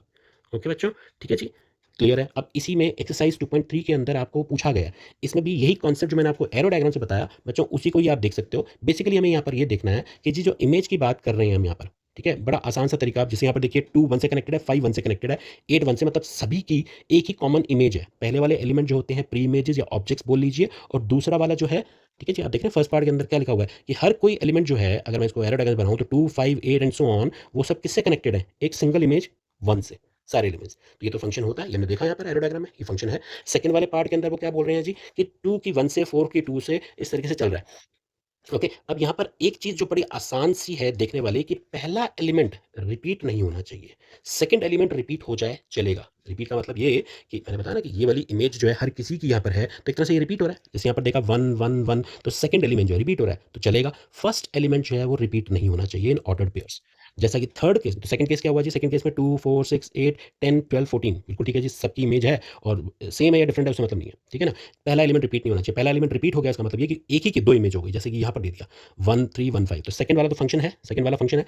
थर्ड वाले में प्रॉब्लम क्या हुई जी, थर्ड वाला केस जो हो गया वो कुछ इस तरीके से हो गया, ठीक है ना, एक की दो इमेज बन गई, तो ये नहीं चलेगा। ठीक है जी। जैसे इसमें लिखा हुआ है 1 1 2, 1 की इमेज 3 भी है और 1 की इमेज 5 भी है, मतलब यहाँ पर मैं अलग अलग बना दिया कि 1 की इमेज 3 भी है और 5 भी है, ये दोबारा से लिखनी जरूरत नहीं है। 1 3 और 5 दोनों से कनेक्टेड है और 2 भी 5 से कनेक्टेड है। ठीक है, तो ये गड़बड़ हो जाएगा। एक की इमेज एक से ज्यादा नहीं हो सकती, यहाँ पर तो दो इमेजेस हो गई कि वन एलिमेंट की दो इमेजेस 3 5 नहीं है, तो इसीलिए this is not a function. ठीक है, लिखने के लिए क्या लिखेंगे, since f of 1 is equal to 3 and f of 1 is equal to 5, therefore ये एक फंक्शन नहीं है, because one pre image cannot have more than one image. ठीक है जी, बात समझ में आ रही है बच्चों, एक क्लैरिटी मिल गई इसकी कि फंक्शन किसको बोलते हैं, क्वेश्चंस और करते हैं और समझ में आएगा ये। ठीक है जी। अब आपके इस चैप्टर के अंदर कुछ फंक्शंस की टाइप्स दे रखी हैं बच्चों, और उनके ग्राफ्स बना रखे हैं। एग्जाम में पूछ लिया जाता है जी टाइप ऑफ फंक्शंस बताइए या फिर ग्राफिकली प्लॉट करके बताइए, तो ये आपको ये बेसिक नॉलेज होनी चाहिए। बहुत ज़्यादा डिटेल में नहीं है ये, बट हाँ कुछ चीज़ें तो आप पहले से जानते हैं, जैसे कि y equal to f x equals to x plus two, ये हम पहले एग्जाम्पल ले चुके हैं, हमने एक्स प्लस फोर का एग्जाम्पल लिया था, और ये तो आपका linear equation in two variable. अब लीनियर वर्ड जो आप 10th से पढ़ रहे हैं वही कॉन्सेप्ट है यहाँ पर, तो ये लीनियर फंक्शन है। टाइप ऑफ पोलिनोमियल फंक्शन बोला जाता है। पोलिनोमियल्स भी आप जानते हैं, ठीक है जी, टॉपिक भी आप कर चुके हैं। तो उसी का पार्ट लीनियर फंक्शन है। तो linear equation in two variables लिखा हुआ है, और डोमेन और रेंज इस पर्टिकुलर केस के अंदर आपसे डोमेन रेंज ही पूछा जाएगा। हम आगे क्वेश्चंस करेंगे एग्जाम में। जनरली एक क्वेश्चन पूछा जाता है जी, फंक्शन की एग्जाम्पल दे दिया जाएगा आपको कोई भी फंक्शन, उसका डोमेन बताइए और रेंज बताइए, निकालने के लिए आते हैं क्वेश्चंस। तो पहले हमें बेसिक फंक्शंस अगर पता होंगे, जो इंपॉर्टेंट फंक्शंस हैं उनके ग्राफ पता होंगे, तो हम वो क्वेश्चंस बड़े इजीली कर पाएंगे। तो बच्चों इसको क्विकली देख लेते हैं कि ये फंक्शन जी लीनियर फंक्शन है, जिसका ग्राफ अगर हम प्लॉट करते हैं तो वो स्ट्रेट लाइन बनता है, ये हम पहले से जानते हैं, ठीक है जी। एक आइडेंटिटी फंक्शन होता है, आइडेंटिटी नाम से ही याद रख सकते हैं कि वो फंक्शन जो है एक ऐसा फंक्शन जहां पर y और x इक्वल हैं, आइडेंटिटी चेंज नहीं हो रही है। मतलब ये हमने बात करी थी, मैंने आपको भी बताया कि फंक्शन को एक मशीन मान लीजिए, यानी ये वाली आइडेंटिटी फंक्शन एक ऐसी मशीन है जिसके अंदर इनपुट जो डाला जा रहा है वही आउटपुट है, यानी कि इनपुट की आइडेंटिटी चेंज नहीं हो रही है। आप समझ रहे हैं बात? इनपुट की आइडेंटिटी उस फंक्शन में, उस मशीन में डालने से चेंज नहीं हो रही है। तो इसका मतलब एक्स और वाई इक्वल हुए, तो y is equal to x is a simple example, it's the formula, is the way to write an identity function. और इसका ग्राफ कुछ इस तरीके से प्लॉट होता है बच्चों। अगर मैं ऑर्डर्ड पेयर की बात करूं, वो जो बॉक्स बना के आप करते थे, क्या क्या पॉइंट्स हो सकते हैं, 0 0 1 1 2 2 एंड सो ऑन, ठीक है जी। जो नंबर एक्स है वही नंबर वाई है, तो वो तो ये वाले पॉइंट्स होते हैं, ठीक है ना। 0 0 हो गया, 1 1 हो गया, 2 2, -1 -1 -2 एंड सो ऑन। तो अब ये देखें, साथ साथ हम डोमेन रेंज भी समझते जा रहे हैं। जैसे यहाँ पर हमने देखा, डोमेन का मतलब क्या होता है जी, एक्स की कौन कौन सी वैल्यूज हम इसके अंदर पुट कर सकते हैं, सो दैट उसके लिए वाई डिफाइन होना चाहिए। बच्चों डेफिनेशन पढ़ चुके हैं हम, फंक्शन वो जिसमें हर एक्स के लिए कोई ना कोई वाई होना चाहिए, यही पढ़ा। हर प्री इमेज की इमेज होनी चाहिए, दैट मीन्स हर एक एक्स के लिए वाई डिफाइन होना चाहिए, और किसी भी एक एक्स को पुट करने से दो वाई नहीं आने चाहिए। उसी डेफिनेशन को मैं डिफरेंट वर्ड्स में बोल रहा हूँ, बार बार बोल रहा हूँ, ताकि आपको अच्छे से दिमाग में बिठा लीजिए इस बात को, ठीक है जी। हर एक एक्स के लिए वाई डिफाइन होना चाहिए, और जो एक्स है उसको हम डोमेन बोलते हैं, और जो वाई आता है वो रेंज कहलाता है। इस लीनियर फंक्शन के अंदर डोमेन भी आर है, R mean set of real numbers है जी, और रेंज भी आर है, set of real numbers. Obviously इसके अंदर जैसे एक्स+2 में देखें, तो स्ट्रेट लाइन के ऊपर क्या क्या नंबर्स आ सकते हैं बच्चों, अगर हम स्ट्रेट लाइन ये इन्फिनिटी दोनों डायरेक्शन में जा सकती है, तो जी इसके ऊपर तो मैं एक्स की वैल्यू कुछ भी डाल दूं, एक्स की वैल्यू आप कुछ भी पुट कर दीजिए, x+2 तो डिफाइन होगा ही होगा, हमेशा कुछ ना कुछ तो आएगा ही आएगा। मतलब कुछ ना कुछ से मतलब ये है कि जो भी आप एक्स डालेंगे एज एन इनपुट, आउटपुट क्या आएगा, उससे दो ज्यादा, ठीक है जी। तो रियल नंबर एक्स भी रियल नंबर है और वाई भी रियल नंबर है, ठीक है जी। X also belongs to R and y also belongs to R, तो इसका मतलब इसका डोमेन और रेंज रियल नंबर हुआ। उसी तरीके से यहाँ पर भी आइडेंटिटी फंक्शन, ये तो बिल्कुल ही सेम ही है जी। जो एक्स की वैल्यू डाल रहे हैं वही वाई की वैल्यू आ रही है, तो डोमेन भी आर हो गया और रेंज भी आर हो गया। क्लियर है बच्चों? ओके, आगे बढ़ते हैं और टाइप्स ऑफ फंक्शन देखते हैं। और लीनियर आइडेंटिटी फंक्शन के बाद दो फंक्शंस और देख लेते हैं जी, कांस्टेंट फंक्शन और मॉडुलस फंक्शन। अब इनका क्या मतलब है? अच्छा, एक बड़ा आसान सी बात है जी, नाम से ही आप फंक्शंस को पहचान सकते हैं, उनको याद रख सकते हैं। हमने पहले पढ़ा लीनियर फंक्शन, लीनियर से लाइन, ठीक है जी। एक ही लाइन के अंदर linear equation in two variables, line को उसको प्लॉट करा जाता है तो वो एक लाइन बनती है, इसीलिए उसको लीनियर फंक्शन बोला जाता है। उसके बाद हमने पढ़ा जी आइडेंटिटी फंक्शन, जहाँ पर वाई और एक्स इक्वल है, आइडेंटिटी सेम है, चेंज नहीं हो रही है एक्स की आइडेंटिटी, वाई ही रह रही है, मतलब एक्स और वाई सेम रह रहे हैं, तो इसलिए आइडेंटिटी फंक्शन है। अब वहीं कांस्टेंट फंक्शन की बात करो तो नाम से ही पता चल रहा है कि जी एक्स जो है आप कुछ भी पुट कर दीजिए, वाई चेंज नहीं होने वाला है, यानी वाई जो है वो यहाँ पर हमेशा कांस्टेंट रहेगा। इसका मतलब क्या है? एग्जाम्पल लूँ अगर मैं, मान लीजिए जी मैं एफ एक्स को, जो सी लिखा हुआ है, सी डिनोट कर रहा है कांस्टेंट को, फॉर एग्जाम्पल इसको मैं 2 मान लेता हूँ जी, कि हमारा एक फंक्शन है वाई इज इक्वल टू 2, ऐसा भी ग्राफ आप प्लॉट कर चुके हैं, ठीक है जी। अब वाई इज इक्वल टू 2 अगर मेरे को प्लॉट करना है और मैं सिंपल एक्स वाई की वैल्यूज पुट करूँगा जी, एक्स की वैल्यू 0 पुट करी, भैया एक्स की वैल्यू इसमें 0 पुट करने की जगह कहाँ है? एफ ऑफ 0 जो आएगा वो कितना आएगा? 2 आएगा, बिकॉज एक्स की वैल्यू पुट करने की जगह तो है ही नहीं, तो ये तो 2 रहने वाला है। अगर मैं 1 पुट कर दूँ तो कितना आएगा? एक्स की वैल्यू 1 पुट करता हूँ, अरे भैया पुट कहाँ करेंगे हम, पुट करने की तो जगह ही नहीं है, तो एफ ऑफ 1 2 ही रहने वाला है, तो इसका मतलब ये कांस्टेंट रहेगा। 2 पुट करूँगा तो भी 2 आएगा, -1 पुट करूँगा तो भी 2 आएगा, तो आप कुछ भी वैल्यू एक्स की डाल दीजिए इस फंक्शन के अंदर, वो हमेशा कांस्टेंट 2 ही रहने वाली है। तो भैया ये y इज इक्वल टू 2 का ग्राफ अगर हम बोले तो y इज इक्वल टू 2 का ग्राफ क्या होता है? वो ये वाली लाइन बनती है। आप देखिए ना, ये वाला अगर हम पॉइंट्स देखेंगे तो 0 2 पॉइंट ये है, ये पॉइंट क्या है जी 1 2 है, ये पॉइंट क्या है जी 2 2 है, एंड सो ऑन, ये -1 2 है, तो ये तो एक पूरी लाइन बन जाएगी जो कि एक्स एक्सिस के पैरेलल बनेगी, ठीक है, ऐसे ग्राफ भी आप प्लॉट कर चुके हैं। तो ये जो फंक्शन है straight line parallel to x axis आ जाएगा, तो y is equal to c, यानी f x equal to c is a constant function, जिसमें x of course real number को बिलोंग कर रहा है, यानी कि डोमेन जो है वो रियल नंबर है। अब देखिए, अभी तक तो हमने जो फंक्शंस पढ़े, लीनियर फंक्शन और साथ में पढ़ा हमने जी आइडेंटिटी फंक्शन, उसमें डोमेन और रेंज दोनों आर आर थे। यहाँ पर जो ध्यान देने वाली चीज़ है बच्चों, वो डोमेन तो रियल नंबर है, यानी कि x जो है आप आर में से, रियल नंबर में से कुछ भी डाल सकते हैं इसमें, लेकिन जो इसकी रेंज आएगी वो एक सिंगलटन है। ये समझ रहे हो, सेट जिसके अंदर हमेशा एक ही आंसर आने वाला है, वो कांस्टेंट, वो कांस्टेंट कुछ भी हो सकता है, वो 2 3 मतलब कोई भी रियल नंबर, ठीक है जी, रैशनल इरेशनल व्हाटएवर, वो एक कांस्टेंट नंबर है। वो जो भी फंक्शन की डेफिनेशन दे रखी होगी, हमें y इक्वल टू 2 पूछा जाए, 3 पूछा जाए, 2/3 पूछ लो, कुछ भी पूछ लो, बट हाँ, उसका ग्राफ जो होगा वो हमेशा line parallel to x axis होने वाला है। Is this clear? जब हम y इक्वल टू सी की बात करेंगे। अब बात करते हैं एक बहुत ही इंपॉर्टेंट टाइप ऑफ फंक्शन की, वो है मॉडुलस फंक्शन। ठीक है जी, मॉड वैल्यू ऑफ समथिंग, आप ये जानते हैं, एब्सोल्यूट वैल्यू जिसको बोलते हैं, तो इसका आंसर हमेशा 2 आता है। ये तो हम जानते ही हैं कि -2 कोई भी नेगेटिव वैल्यू की मॉड वैल्यू यानी एब्सोल्यूट वैल्यू जब भी आप निकालते हो तो पॉजिटिव आती है। अब इसके पीछे का राज क्या है जी, क्या सीक्रेट है इसका, ऐसा क्यों होता है? तो हम चलते हैं अब डेफिनेशन पे। आपने ये तो वैसे ही पढ़ लिया, आपको बता दिया गया जी, जहाँ कहीं भी मॉड ऑफ -2 -3 कुछ भी नेगेटिव नंबर का मॉड निकालेंगे तो आंसर पॉजिटिव आएगा। क्यों आएगा वो देख लेते हैं। तो जी, इसकी डेफिनेशन होती है कि मॉड एक्स को इस तरीके से डिफाइन किया जाता है कि मॉड एक्स जो है बच्चों, उसमें 2 चीज़ें हैं। एक तो वो x रहेगा, मतलब ये है कि मॉड x का आंसर x कब रहेगा, अगर x हमारा अंदर जो है वो पॉजिटिव होगा, पॉजिटिव होगा यानी x ग्रेटर देन 0 होगा। तो अगर मैं मॉड ऑफ 2 बोलूँगा तो ऑब्वियसली 2 ही आने वाला है, फिर तो 2 ही आएगा। लेकिन अगर वो अच्छा 0 होगा, तो 0 तो है ही, फिर तो कोई बात ही नहीं है जी, 0 का 0 क्या है कि प्लस माइनस तो लगाते ही नहीं है, तो यानी x 0 है तो फिर तो मॉड वैसे ही 0 हो गया, तो इसकी इतनी ज़्यादा डिस्कशन ही नहीं है। लेकिन अगर वो x नेगेटिव है, ठीक है ना, 3 ही पॉसिबिलिटी होती थी, या तो x 0 होगा, पॉजिटिव होगा, या फिर नेगेटिव होगा। अगर वो नेगेटिव है तो मॉड x जो है -x हो जाएगा। अब आप कहोगे नेगेटिव कैसे आ गया सर? नेगेटिव नहीं है बच्चों, ये नेगेटिव और नेगेटिव मिल करके, क्योंकि यहाँ पर x जो है ऑलरेडी नेगेटिव है, तो उसका माइनस नेगेटिव x और ये नेगेटिव साइन डेफिनेशन का मिल करके पॉजिटिव हो जाते हैं। ये बात समझ में आ रही है बेटा? तो -2 का मॉड जो है वो एक्चुअली में माइनस ऑफ -2 है इस डेफिनेशन के हिसाब से, क्योंकि यहाँ पर इस केस में हमारा x जो है वो कितना है, x हमारा -2 है। अब -2 है तो आंसर के हिसाब से, डेफिनेशन के हिसाब से मॉड x जो है वो माइनस ऑफ -2 हो जाएगा, जो कि 2 बन जाता है। इस वजह से हम डायरेक्टली हमेशा पॉजिटिव आंसर लिख दिया करते थे। राज जो है उसके पीछे का वो ये है। ठीक है जी, ये डेफिनेशन समझ में आई है।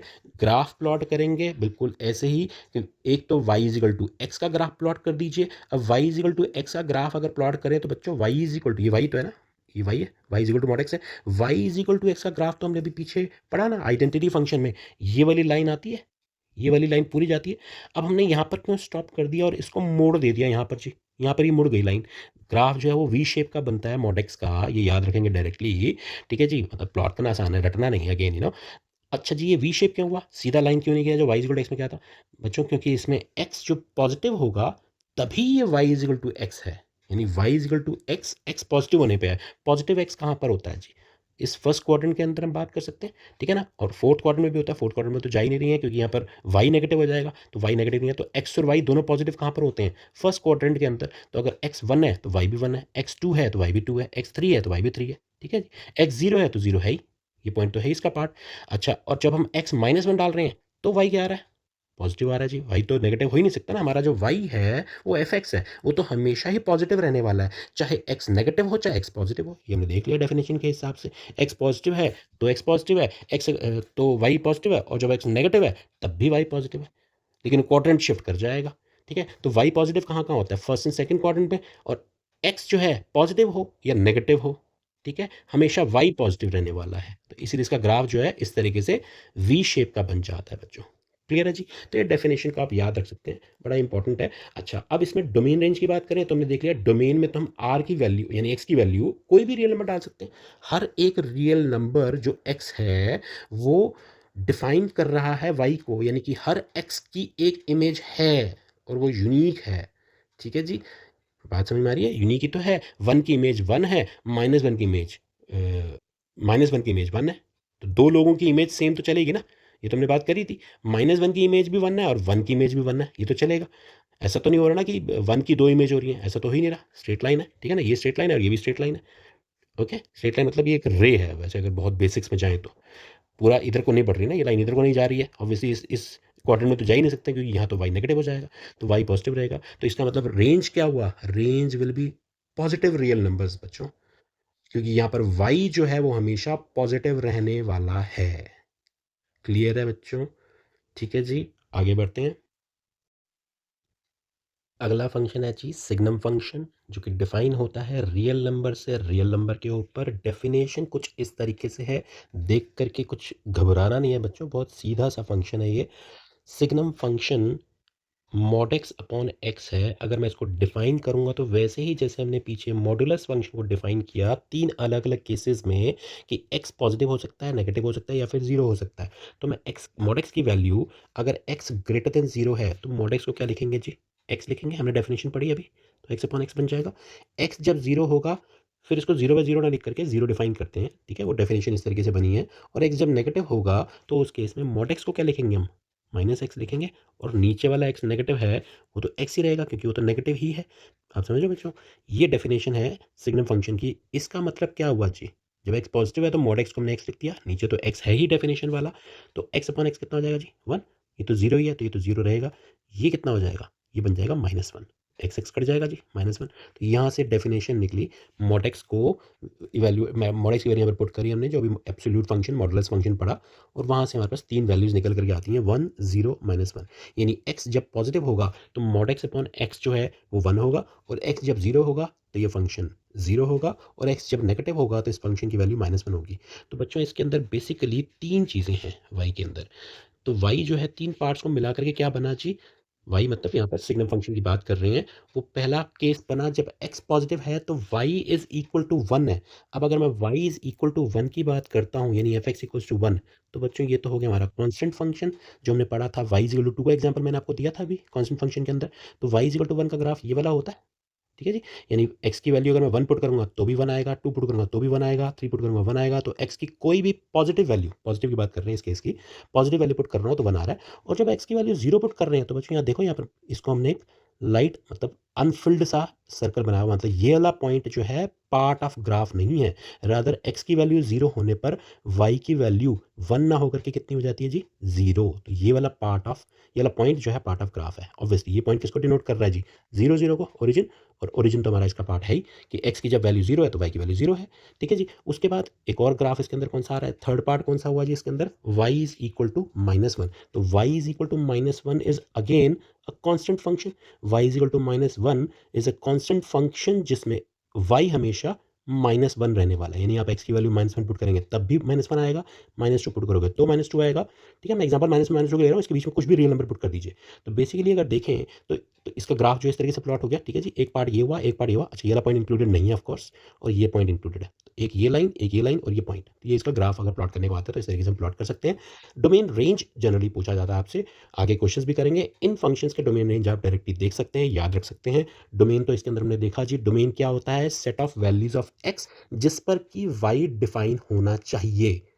ठीक है? हम अपने वर्ड्स को डिफरेंट वेज में हम बयान कर रहे हैं, फंक्शन को समझ रहे हैं। वो ये कि हमने शुरू में बोला जी फंक्शन कौन सा होता है? एक स्पेशल टाइप ऑफ रिलेशन जिसमें हर प्री इमेज की इमेज होनी चाहिए। तो उसको मैथमेटिकल सेंस में अगर बात कर रहे हैं तो for every x there should be some y. तो रेंज सॉरी डोमेन अगर मैं रियल नंबर्स बोल रहा हूँ, यानी इस फंक्शन के अंदर आप कोई भी रियल नंबर पुट करेंगे तो उसके आंसर्स, उनकी रेंज, उनकी वाई, उनकी इमेजेस इन 3 के अलावा कुछ और नहीं आएंगी। समझो बच्चों कि मैं बोलूं कि x की सारी पॉजिटिव रियल नंबर्स के लिए y हमेशा 1 रहने वाला है। तो 1 एक पार्ट हो गया, 1 एक पॉइंट हो गया, एक रेंज हो गई। उसके 0 x को 0 जब करते हैं तो y 0 हो रहा है, और x नेगेटिव है अगर तो y हमेशा -1 रहने वाला है। इसका मतलब रेंज जो है वो -3, 0, 1 हो जाएगा। मैं अगर इसको थोड़ा-सा आपको वैसे बताऊँ, ये रियल नंबर का सेट है जी A, ठीक है? और ये हमारा सेट B है, ओके? रियल नंबर को मैं डिवाइड कर दूँ जी पॉजिटिव नंबर्स और नेगेटिव नंबर्स में, ऐसे ही होता है ना, पॉजिटिव होते हैं और नंबर्स नेगेटिव होते हैं, बीच में जीरो है मान लो जी। तो ये सारे positive number, infinite positive numbers हैं, वो सब किससे रिलेट हो रहे हैं जी? एक ही नंबर 1 से। ज़ीरो जो है वो किससे रिलेट हो रहा है? ज़ीरो से। और जो जितने भी नेगेटिव नंबर्स हैं यहाँ पर, जितने भी, वो सब किससे रिलेट हो रहे हैं? एक नंबर -1 से। ये बात समझ में आ रही है बच्चों आपको? तो यहाँ पर इतने सारे इन्फिनिट पॉजिटिव नंबर्स का कनेक्शन सिर्फ एक ही नंबर 1 से है, और एक ज़ीरो का कनेक्शन ज़ीरो से है, और ये सारे नेगेटिव एक्स का कनेक्शन -1 से। ठीक है जी? तो डोमेन जो हो गया वो तो रियल नंबर हो गया, और रेंज में सिर्फ 3 ही एलिमेंट्स हैं जिनको हमने सेट फॉर्म में यहाँ पर लिख दिया, -1, -0, -1। क्लियर है बच्चों? इम्पोर्टेंट फंक्शन है, वैसे पूछ लिया जाता है।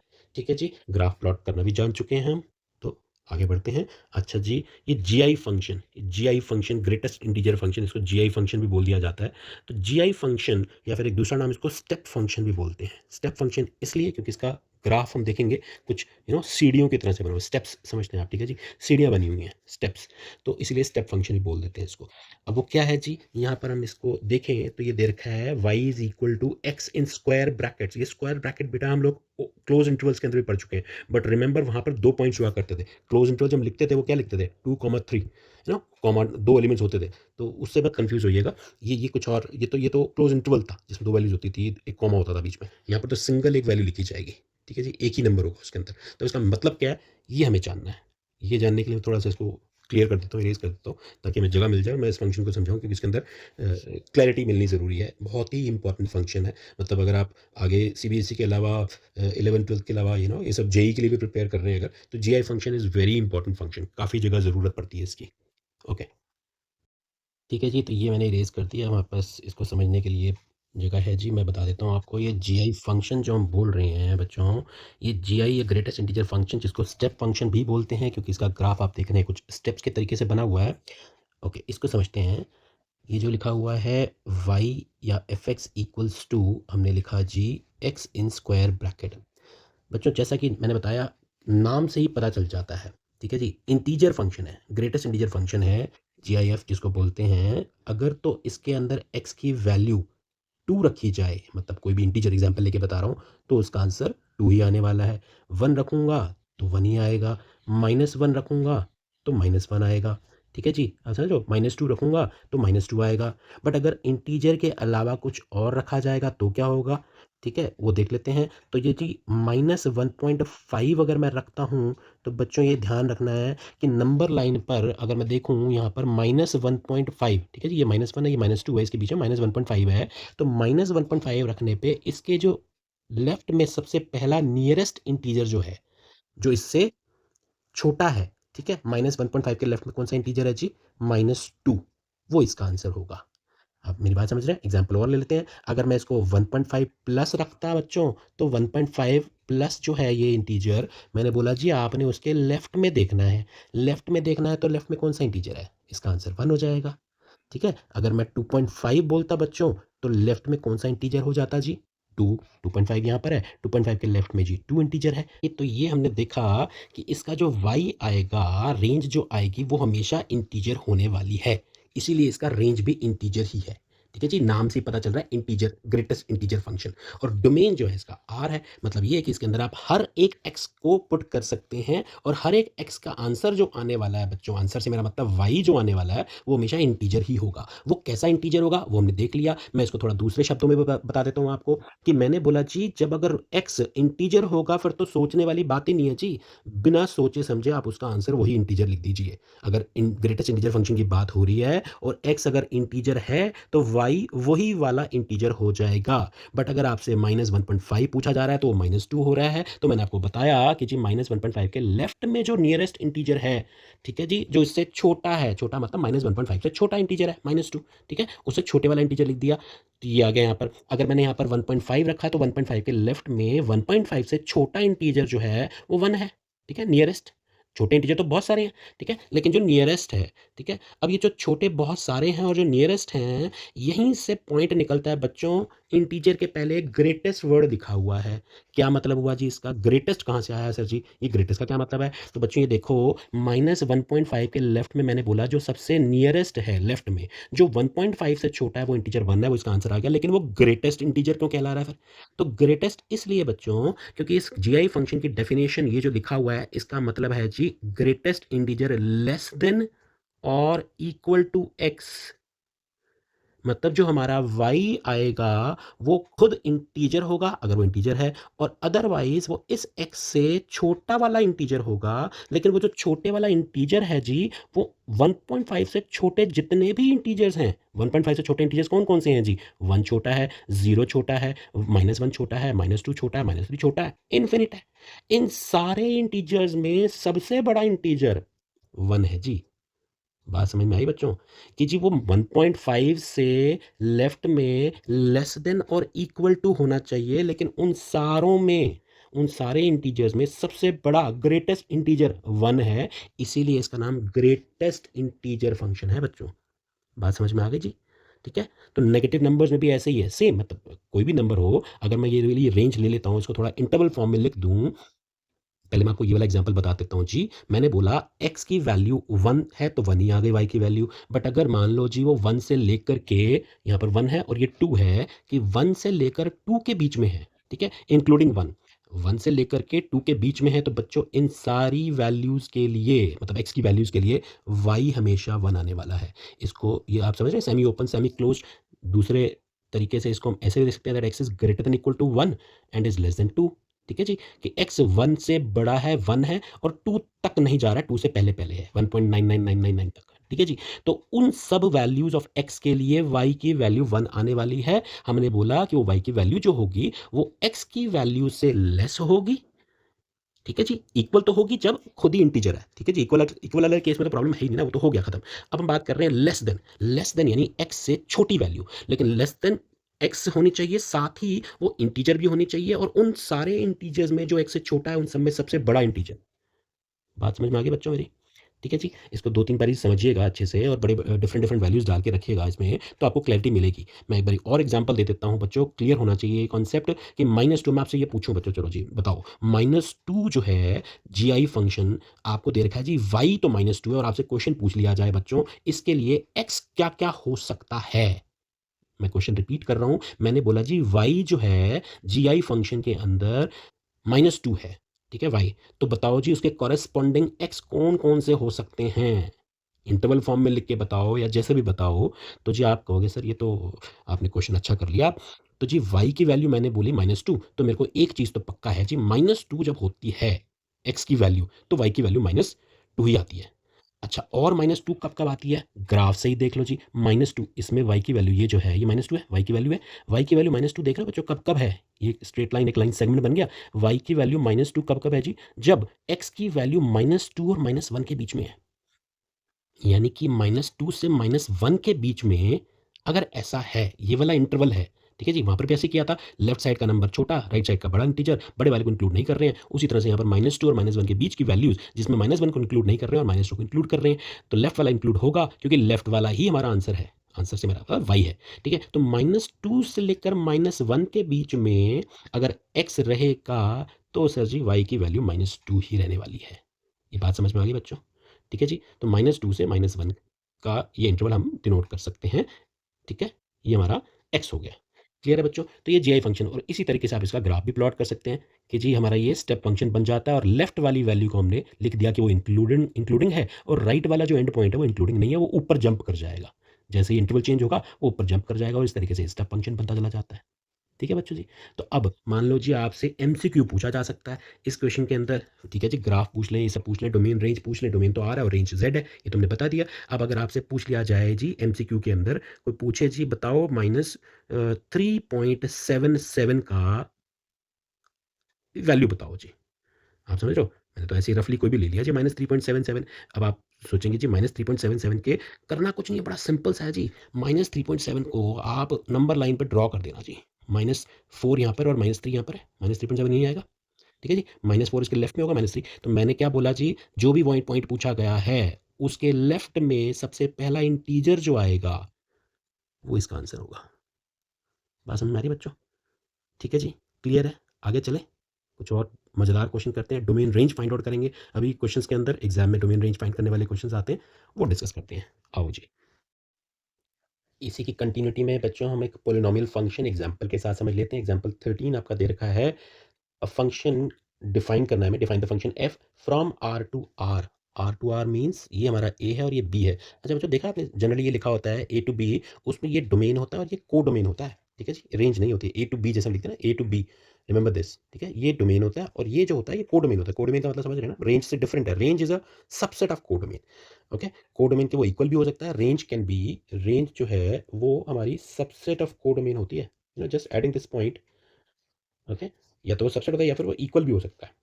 Okay, range could be equal to codomain, मतलब ऐसा भी तो हो सकता है कि कोडोमेन के अंदर यानी सेट बी के अंदर जितने भी पॉइंट्स हैं वो किसी ना किसी एक्स की इमेजेस हैं, यानी सारे के सारे पॉइंट्स जो कोडोमेन में अवेलेबल हैं वो रिलेटेड हैं किसी ना किसी एक्स के साथ। ओके, सो वो उस केस में रेंज और कोडोमेन सेम हो जाएंगी, और कभी कभी ऐसा होगा कि रेंज जो है वो प्रॉपर सबसेट हो जाएगा कोडोमेन का। क्लियर है जी? ओके, एडिशनल एक हमने बात करी यहाँ पर, ये सारी कॉन्सेप्ट जो आप क्लियर होने चाहिए। वेल, यहाँ पर एक एग्जांपल जो बोल रहे हैं वो डिफाइन कर रहे हैं y is equal to f x equal to x square से। y is equal to x square बच्चों, ये अगर आप कोनिक सेक्शंस पढ़ चुके हैं, ठीक है जी, पढ़ तो चुके होंगे, हम लोग तो रिवीजन कर रहे हैं, आई एम श्योर आप लोग टॉपिक्स तो सारे ही कवर कर चुके हैं, हम भी करेंगे, कोनिक सेक्शन का नंबर भी आने वाला है। अब y is equal to x square जो है वो पैराबोला को रिप्रेजेंट करता है। ठीक है जी, क्योंकि हम पढ़ चुके हैं पहले से, तो मैं आपको बता रहा हूँ। तो y is equal to x square अगर पैराबोला है, ठीक है जी, तो इसका पैराबोलिक ग्राफ बनेगा, और ये अपवर्ड वाला है पैराबोला, ठीक है ना, कुछ इस तरीके से ग्राफ बनेगा इसका, पैराबोलिक ग्राफ। ठीक है जी, 0 0 को टच करेगा। ओके, अब ये अदरवाइज अगर मैं इसको वैसे ही वैल्यूज डाल करके निकालना चाहूँ तो क्या मतलब है, x की वैल्यू -4 पुट करूंगा तो जी ये 16 आ जाएगी यहाँ पर। ठीक है जी, अगर मैं यहाँ पर -4 करता हूँ तो 16 आएगी, -3 पुट करता हूँ तो जी 9 आ जाएगा, मतलब y जो है वो हमेशा पॉजिटिव आने वाला है। आप समझ रहे हो बच्चों? तो इस तरीके से हम वैल्यूज देख सकते हैं इसके अंदर। ये वैल्यूज पुट करी, ऑब्वियसली यहाँ पर x की वैल्यू अगर मैं 1 पुट कर रहा हूँ, मतलब ये समझ लीजिए 2 पुट करी तो 4 आ गई, और अगर ये 4 पुट करी तो यहाँ पर 16 आ गई। ठीक है, और -4 पुट करी तब भी 16 आ गई है। ओके, तो इस तरीके से जिसका ग्राफ बनेगा वो एक पैराबोलिक शेप ले लेगा। ये पैराबोला का शेप बन जाएगा y equal to x square. ठीक है, तो ये एक पोलिनोमियल फंक्शन का पार्ट है, तो वैल्यूज निकाल करके हम बता सकते हैं। डोमेन और रेंज की बात कर रहे हैं, तो डोमेन तो ऑब्वियसली हमने क्या देखा जी, इधर मैं r जो है, मतलब जो डोमेन है वो रियल नंबर्स में से कुछ भी पुट कर दूं, आंसर तो आएगा आएगा, मतलब हर एक x की वैल्यू जो रियल नंबर को बिलोंग कर रही है उसके लिए कोई ना कोई y यहाँ पर है। ठीक है जी, तो इसका मतलब इसका डोमेन जो हुआ वो सेट ऑफ रियल नंबर्स हो गया। और रेंज क्या हुआ बच्चों इस केस में, आप बता सकते हैं? रेंज जो आप देख रहे हैं y is equal to x square जो है वो हमेशा पॉजिटिव आने वाला है, पॉजिटिव रियल नंबर्स, वो इसका रेंज हो जाएगा। ठीक है जी, अब देखेंगे एक्स स्क्वायर है, एक्स स्क्वायर तो हमेशा ही पॉजिटिव होना है, x square is always greater than और equal to zero. Equal to zero कब होगा, जब एक्स खुद जीरो होगा, तो इसका मतलब इसका रेंज जो हुआ वो आर प्लस हो गया, और जो इसका डोमेन हुआ वो रियल नंबर्स हो गया। ठीक है, तो ये सिंपल सा इन्होंने एग्जांपल देकर के आपको एक्सप्लेन किया है। उसके बाद एक रेशनल फंक्शन दे दिया है, f x equals to 1/x, ये आप खुद से प्रैक्टिस करिएगा। बस इसमें ध्यान देने वाली ये चीज़ है, जब भी रेशनल रेशनल फंक्शन समझ रहे हैं, P x upon Q x type जो होते हैं उनको हम रेशनल फंक्शंस बोलते हैं। पी बाई क्यू जैसे रेशनल नंबर होते हैं, वैसे ही रेशनल फंक्शंस बना दिए कि ऊपर भी एक फंक्शन ऑफ एक्स है और नीचे भी एक फंक्शन ऑफ एक्स है। अब पी एक्स जो है इन्होंने एग्जाम्पल 1/x का दिया, तो इसमें ऑब्वियसली एक्स जो है वो जीरो नहीं होना चाहिए, यानी डिनोमिनेटर जो है वो, या फिर इसमें q x should not equal to zero. ठीक है जी, डिनोमिनेटर जो है वो जीरो नहीं होना चाहिए, क्योंकि अगर वो जीरो हो जाएगा तो नॉट डिफाइंड बन जाएगा। ओके जी, ये कॉन्सेप्ट है जी अलजेब्रा ऑफ फंक्शंस का। अलजेब्रा आप जानते हैं, एडिशन, सब्ट्रैक्शन, मल्टीप्लिकेशन, डिवीजन, ये सारे बेसिक जो कॉन्सेप्ट्स आप पढ़ते हैं हमेशा अलजेब्रा के अंदर, तो वो फंक्शंस पर तो अप्लाई होते हैं, जनरली सब जगह अप्लाई होते हैं। हम लोगों ने ये सेट्स के अंदर भी पढ़ा था, अलजेब्रा मतलब ऑपरेशंस की बात कर रहे थे। ओके, तो अब यहाँ एग्जांपल 16 में वो पूछ रहे हैं जी, एफ एक्स दे रखा है हमारे पास। ठीक है जी, इसको मैं करके बता देता हूँ आपको, बहुत सीधा सा क्वेश्चन है ये। F x equals to x square, और जी एक्स एक फंक्शन दे रखा है जो कि बच्चों 2x प्लस 1 गिवन है। ठीक है जी, वो क्या बोल रहे हैं, find these values. Now f plus g of x, इसको ऐसा पढ़ा जाता है, f plus g of x.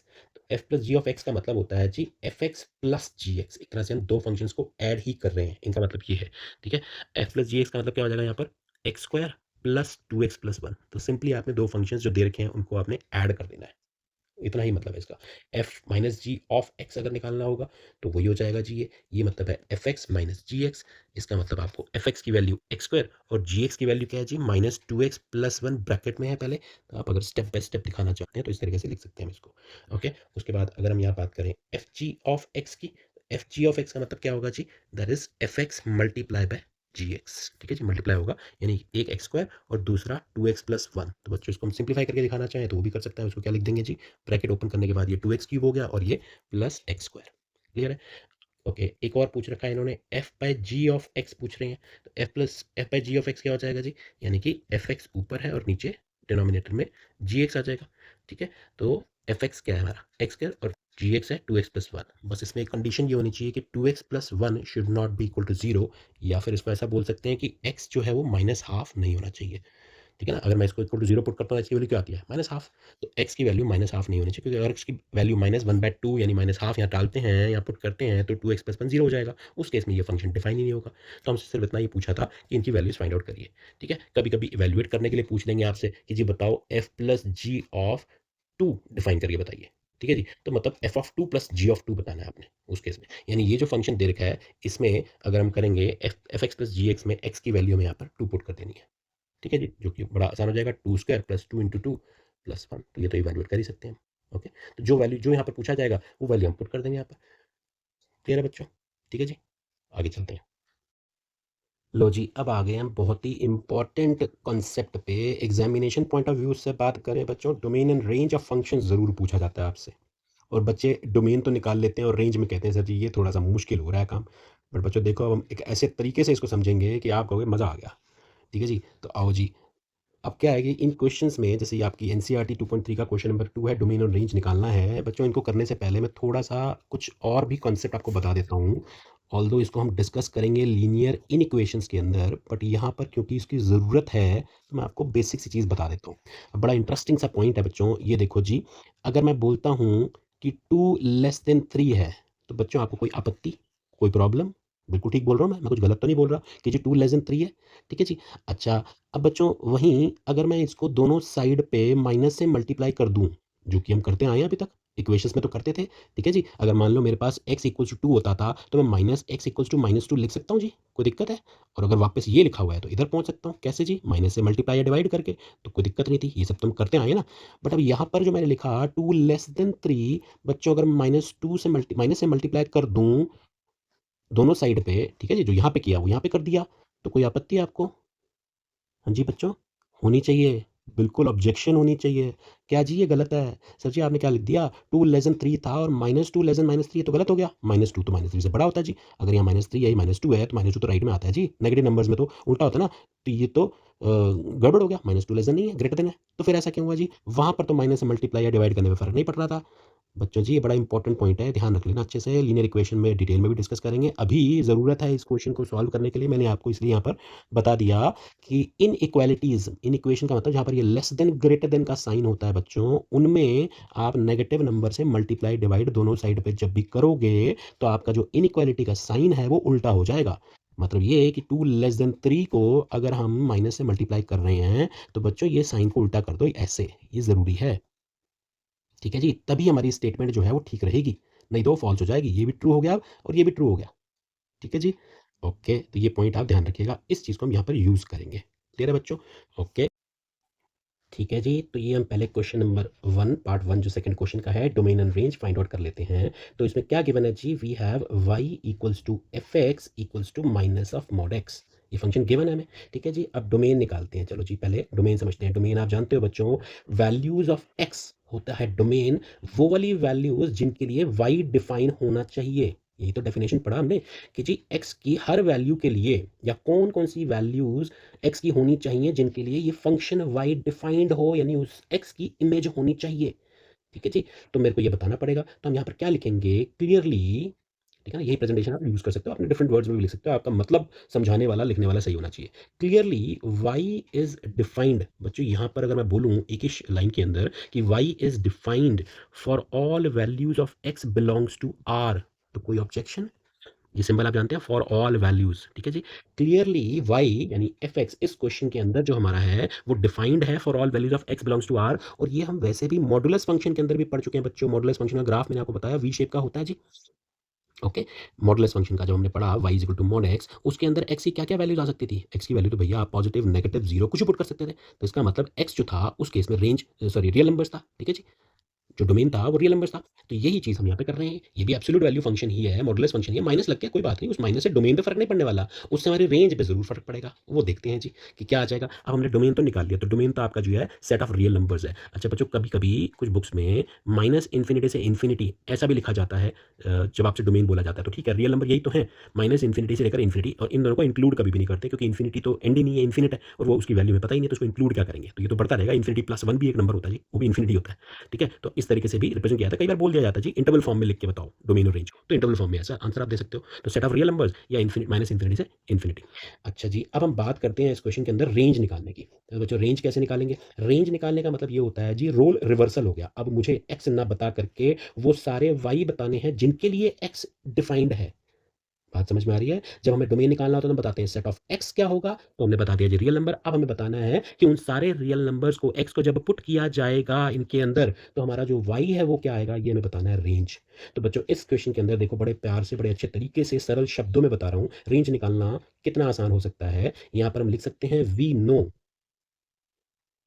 That Modex जो है हमारा, मॉडेक्स पहले मॉडेक्स की बात कर लेते हैं, माइनस में बाद में आते हैं, कि मॉडेक्स जो है वो क्या होगा जी, हमेशा greater than equal to zero होगा। ये बात क्लियर है। तो डेफिनेशन पढ़ी ना हमने मॉडेक्स की, कि मॉडेक्स जो है वो एब्सोल्यूट वैल्यू फंक्शन है और वो हमेशा पॉजिटिव होता है, या तो जीरो होगा या पॉजिटिव होगा। नेगेटिव तो उसका आंसर आता ही नहीं है, चाहे एक्स अंदर पॉजिटिव हो या नेगेटिव हो, दोनों केसेस के अंदर टोटल मिलाकर के जो वाई का आंसर आता है वो जीरो आता है, पॉजिटिव आता है, जीरो या जीरो से ज्यादा, ठीक है जी। अच्छा जी, लेकिन हमारा क्वेश्चन मॉडेक्स है नहीं जी, मॉडेक्स तो नहीं है हमारा क्वेश्चन। हमारा क्वेश्चन तो जी वो माइनस मॉडेक्स पूछ रहे हैं, बाहर माइनस ने पंगा डाल रखा है। तो अब इस माइनस का क्या करें, तो बेटा इसमें यहाँ पर माइनस से इसको मल्टीप्लाई कर देते हैं इस इक्वेशन को, ताकि मेरा लेफ्ट हैंड साइड वो आ जाए जो मुझे चाहिए। तो मैंने यहाँ पर जो आपको लीनियर इन इक्वेशन का कॉन्सेप्ट बताया बच्चों, वो इसीलिए बताया, यहाँ पर हम यूज कर रहे हैं। तो मैं इस माइनस से मल्टीप्लाई करूंगा तो क्या करूंगा जी, साइन उल्टा कर दूंगा। जीरो के आगे माइनस का तो कोई मतलब ही नहीं है, तो जीरो रहने वाला है। ये साइन उल्टा कर दिया, लेकिन जो ये माइनस मॉडेक्स है वो एक्चुअली में क्या है, वही तो हमारा वाई है। तो यानी वाई जो है बच्चों वो less than equal to zero हो गया। आ गया जी, यही तो हमें निकालना था। रेंज क्या निकालना है जी, रेंज मतलब वाई की वैल्यूज हमें बतानी है, वाई की कौन सी वैल्यूज आएंगी इस पर्टिकुलर फंक्शन के अंदर, वाई के क्या क्या वैल्यूज आ सकती हैं, ठीक है जी। तो हमारा वाई जो आएगा वो less than equal to zero आएगा। Less than equal to zero का मतलब क्या होता है बच्चों, यानी कि ये सारे नंबर्स, ठीक है जी। अगर नंबर लाइन पे भी प्लॉट करने के लिए बोलेंगे तो आप ऐसे दिखा सकते हैं जीरो को इंक्लूड करते हुए, ठीक है। जैसे यहाँ पर डोमेन जो आया था रियल नंबर आया था माइनस इन्फिनिटी से इन्फिनिटी। रेंज जो है हमारा, अगर मैं इंटरवल फॉर्म में लिखूं बच्चों, तो वो आएगा जी माइनस इन्फिनिटी से जीरो इंक्लूडिंग जीरो। इन्फिनिटी को तो कभी इंक्लूड नहीं करेंगे, प्लस हो या माइनस हो। तो ये हमारा आंसर आ गया, या फिर set of negative real numbers, ठीक है जी। तो ये हमारा इसका रेंज का आंसर हो गया। समझ में आया बच्चों, ठीक है जी, डोमेन और रेंज निकालने का आसान तरीका। ओके जी, अब हम करते हैं इस क्वेश्चन के ऊपर। तो पहले मैं इसको पूरा इरेज कर देता हूँ, फिर आगे बढ़ते हैं। ओके जी, ये देखिएगा, वापस आते हैं इस क्वेश्चन के ऊपर। ठीक है जी, तो ये हमारे, अब हम बढ़ रहे हैं आगे, क्वेश्चन नंबर 2 का सेकंड पार्ट। बेटा इसको मैं बोलूँगा those one of those special questions. बड़ा ही मज़ेदार क्वेश्चन है जी। एग्जाम में पूछा जाता है, अलग अलग फॉर्म से पूछा जाता है। कभी 9 माइनस एक्स स्क्वायर पूछ लेंगे, कहीं आपसे 16 माइनस एक्स स्क्वायर पूछ लेंगे, ठीक है जी। कभी एक्स स्क्वायर माइनस 9 भी पूछ सकते हैं, थोड़ा आसान हो जाएगा। ये भी आसान है, बट हाँ उसके मुकाबले एक्स स्क्वायर माइनस 9 थोड़ा ईजी हो जाता है, क्योंकि उसमें फिर लीनियर इनिक्वेशन वाला प्रॉब्लम नहीं आता है। यहाँ पर देखिए जी क्या कह रहे हैं, क्या है जी, यहाँ पर सेकंड क्वेश्चन जो सेकंड पार्ट जो है, हमें क्या दे रखा है, वी हैव, ठीक है, प्रेजेंटेशन की बात कर रहा हूँ मैं थोड़ी सी यहाँ पर साथ साथ, ठीक है जी। सॉल्व करना तो एक बात होता है, प्रेजेंटेशन भी तो दिखानी होती है। तो ये 9 माइनस एक्स स्क्वायर दे रखा है, तो सबसे पहले तो बच्चों हमें क्या करना है जी, इसका डोमेन फाइंड करना है, ठीक है। डोमेन क्या करना होता है जी, मैंने बताया, रिपीट कर रहा हूँ, हमें एक्स की वैल्यूज बतानी है, वो वाली वैल्यूज, सो दैट ये पूरा वाई जो है हमारा ये डिफाइन हो जाए। तो एक्स की क्या क्या वैल्यूज हो सकती हैं कि ये वाई डिफाइन हो जाए, तो मैं कैसे लिख सकता हूँ, तो हम ये बोल सकते हैं we know that y is defined कब जी, if 9 minus x square is greater than equal to zero. बच्चों ये ध्यान देना, ये मैंने, हम जो बात कर रहे हैं रियल फंक्शंस की बात कर रहे हैं। तो आप ये बचपन से जानते हैं जी कि रियल नंबर कौन से होते हैं। स्क्वायर रूट के अंदर जो नंबर है वो पॉजिटिव होगा तो हम रियल नंबर की बात कर रहे हैं। अगर स्क्वायर रूट के अंदर नंबर नेगेटिव हो जाएगा तो फिर हम रियल नंबर की कैटेगरी से बाहर निकल गए हैं। 10th में क्वेश्चन करते थे, नो रियल रूट्स लिखते थे आप वो वाले क्वेश्चन में, जहाँ पर कि डी जब डिस्क्रिमिनेंट निकालते थे और वो नेगेटिव आता था तो आप लिखते थे नो रियल रूट्स, वो क्वाड्रेटिक इक्वेशन वाले में। ठीक है जी, तो यहाँ पर भी हम रियल की ही बात कर रहे हैं, तो 9 - x² जो अंडर रूट के अंदर है वो पॉजिटिव होना चाहिए, क्योंकि नेगेटिव जब हो जाएगा इसके अंदर तो बच्चों ये तो हम नो रियल या इमेजिनरी या फिर ये कॉन्सेप्ट है जी हमारा कॉम्प्लेक्स नंबर का, पढ़ेंगे वहाँ पर डिटेल में डिस्कस करेंगे। तो फिलहाल तो रियल फंक्शन की बात कर रहे हैं। तो जी डोमेन निकालने के लिए मेरे को ये पता लगाना है कि एक्स की क्या क्या वैल्यूज़ हों सो दैट ये वाई डिफाइन रहे। तो मैं बोल रहा हूँ वाई डिफाइन तब होगा जब 9 - x² greater than equal to 0 होगा। तो बच्चों यहाँ से कैसे आंसर निकालेंगे? अब कोई बच्चा कह दे जी 9 - x² greater than equal to 0, इसका मतलब जी x² equal to 9, x equal to +-3, बिल्कुल गलत हो गया जी, आंसर खत्म, 0 नंबर। नहीं करना है ऐसे। क्या करना है जी, कॉन्सेप्ट समझिएगा। ठीक है, इसको ध्यान से देखना बच्चों। डोमेन और रेंज बड़ा इंपॉर्टेंट है इसके अंदर। अब जी यहाँ पर तो नॉर्मली ऐसे क्वेश्चंस के अंदर हम करते क्या हैं, अच्छा ये रहता है कि हम x² या x जब भी सिंप्लीफाई कर रहे होते हैं, वैल्यू निकाल रहे होते हैं, तो उनके कोफिशिएंट्स को पॉजिटिव कर लिया जाता है। ठीक है जी, क्वेश्चन को आसान बनाने के लिए। तो मैं इसको माइनस से मल्टीप्लाई कर देता हूँ जी। अब माइनस से मल्टीप्लाई करूंगा तो मैं x² - 9 लिख दूँ इसको। और मैंने बताया अभी हमने लीनियर इनइक्वेशन का कॉन्सेप्ट कि बच्चों इनइक्वेशन में जब माइनस से मल्टीप्लाई होता है तो ये साइन जो है उल्टा हो जाता है, तो ये लेस देन इक्वल 0 हो गया। आप ऐसे समझ लीजिए या फिर यूँ बोल दीजिए जी x² को भी उधर ले गए, 9 को भी उधर ले गए। ठीक है ना, ऐसे ही बोलते हैं ना। आम भाषा में तो हम यही बोलते हैं कि जी x² को उठा के इधर ले गए, 9 को भी उधर ले गए हम, ये x² - 9 हो गया, और ये साइन को हमने x² की तरफ छोटे वाला साइन हो गया ना, ये चोंच बंद जो है वो बोला साइन जो x² और 9 की तरफ चला गया। ठीक है जी, वैसे समझ लीजिए, कैसे भी समझिए। मेन मुद्दा ये है कि जी जब भी हम माइनस से मल्टीप्लाई करेंगे इनइक्वालिटीज को तो साइन उल्टा हो जाता है, तो हमने वो करा है इसके अंदर। तो ये x² - 9 less than equal to 0 हो गया। ठीक है जी, ठीक है, दिस इंप्लाइज दिस। अच्छा जी, अब ये इनइक्वालिटी सॉल्व करना या इक्वेशंस की तरह से अगर इसको हम सॉल्व करना चाहें तो हम क्या लिखेंगे जी? क्या मैं इसको x² - 3² less than equal to 0 लिख सकता हूँ? बिल्कुल लिख सकते हैं जी। क्या मैं इसको x - 3 into x plus 3 less than equal to 0 लिख सकता हूँ? बिल्कुल ठीक है जी।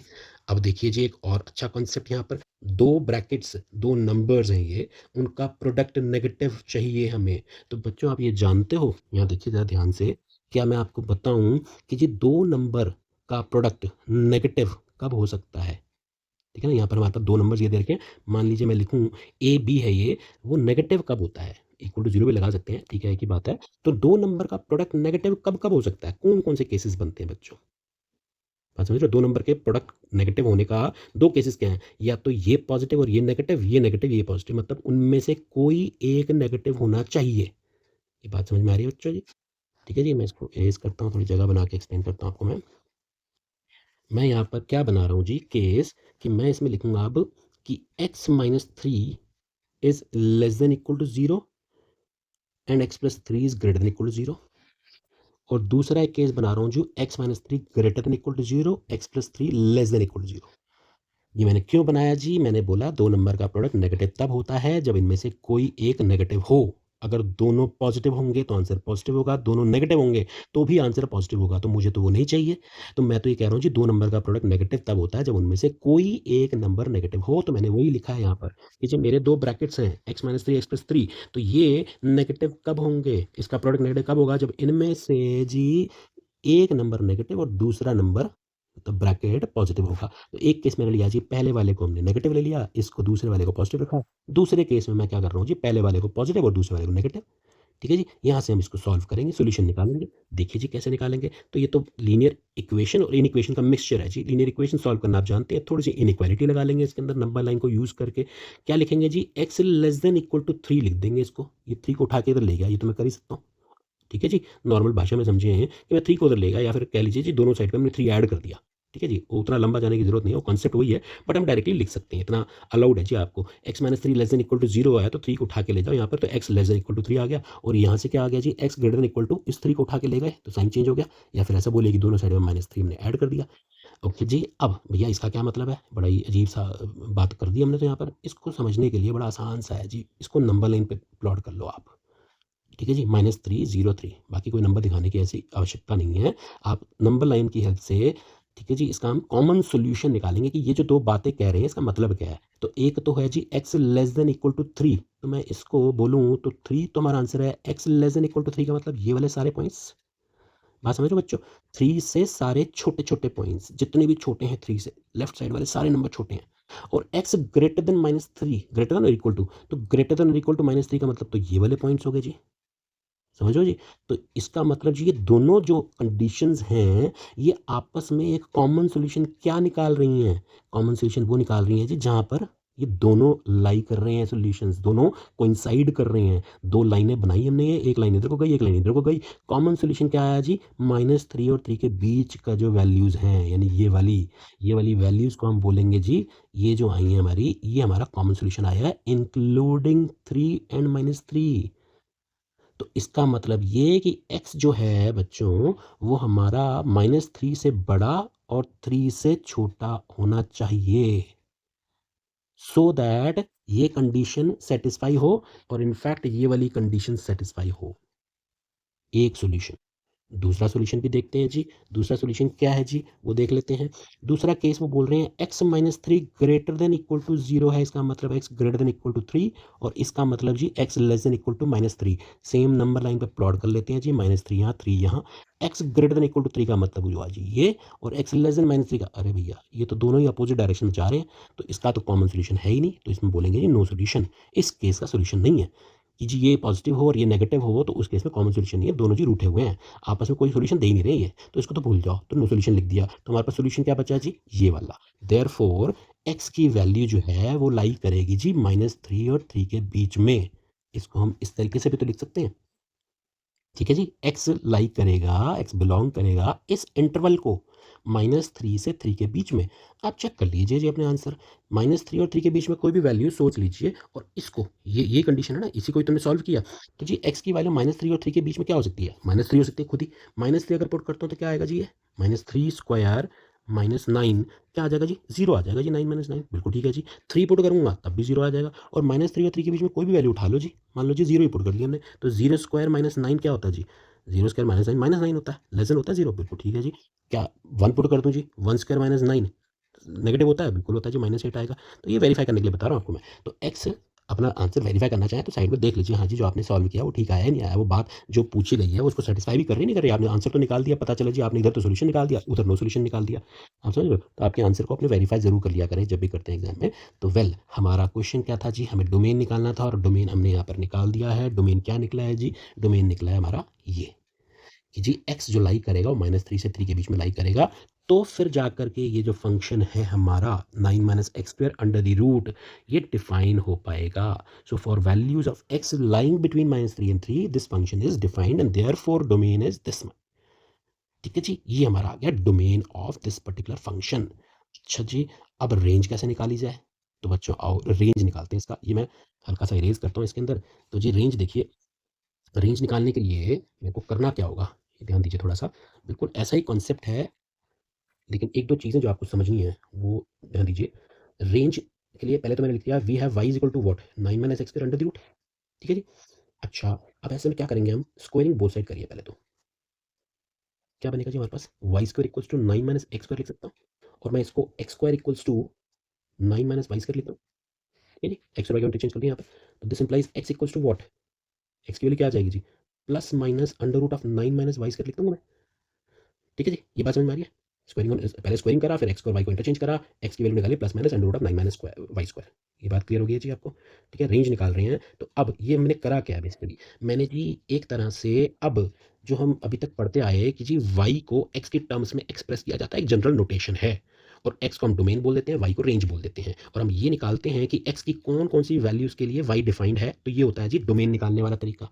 अब अगर मुझे रेंज निकालनी है तो बच्चों रेंज निकालने के लिए हमें पहले x को y की टर्म्स में एक्सप्रेस करना चाहिए, और फिर हम बताएंगे कि जी x y की कौन कौन सी वैल्यूज के लिए डिफाइन होगा, ठीक है जी। तो प्रोसेस वही है, सिर्फ रोल रिवर्सल हो गया है x और y का।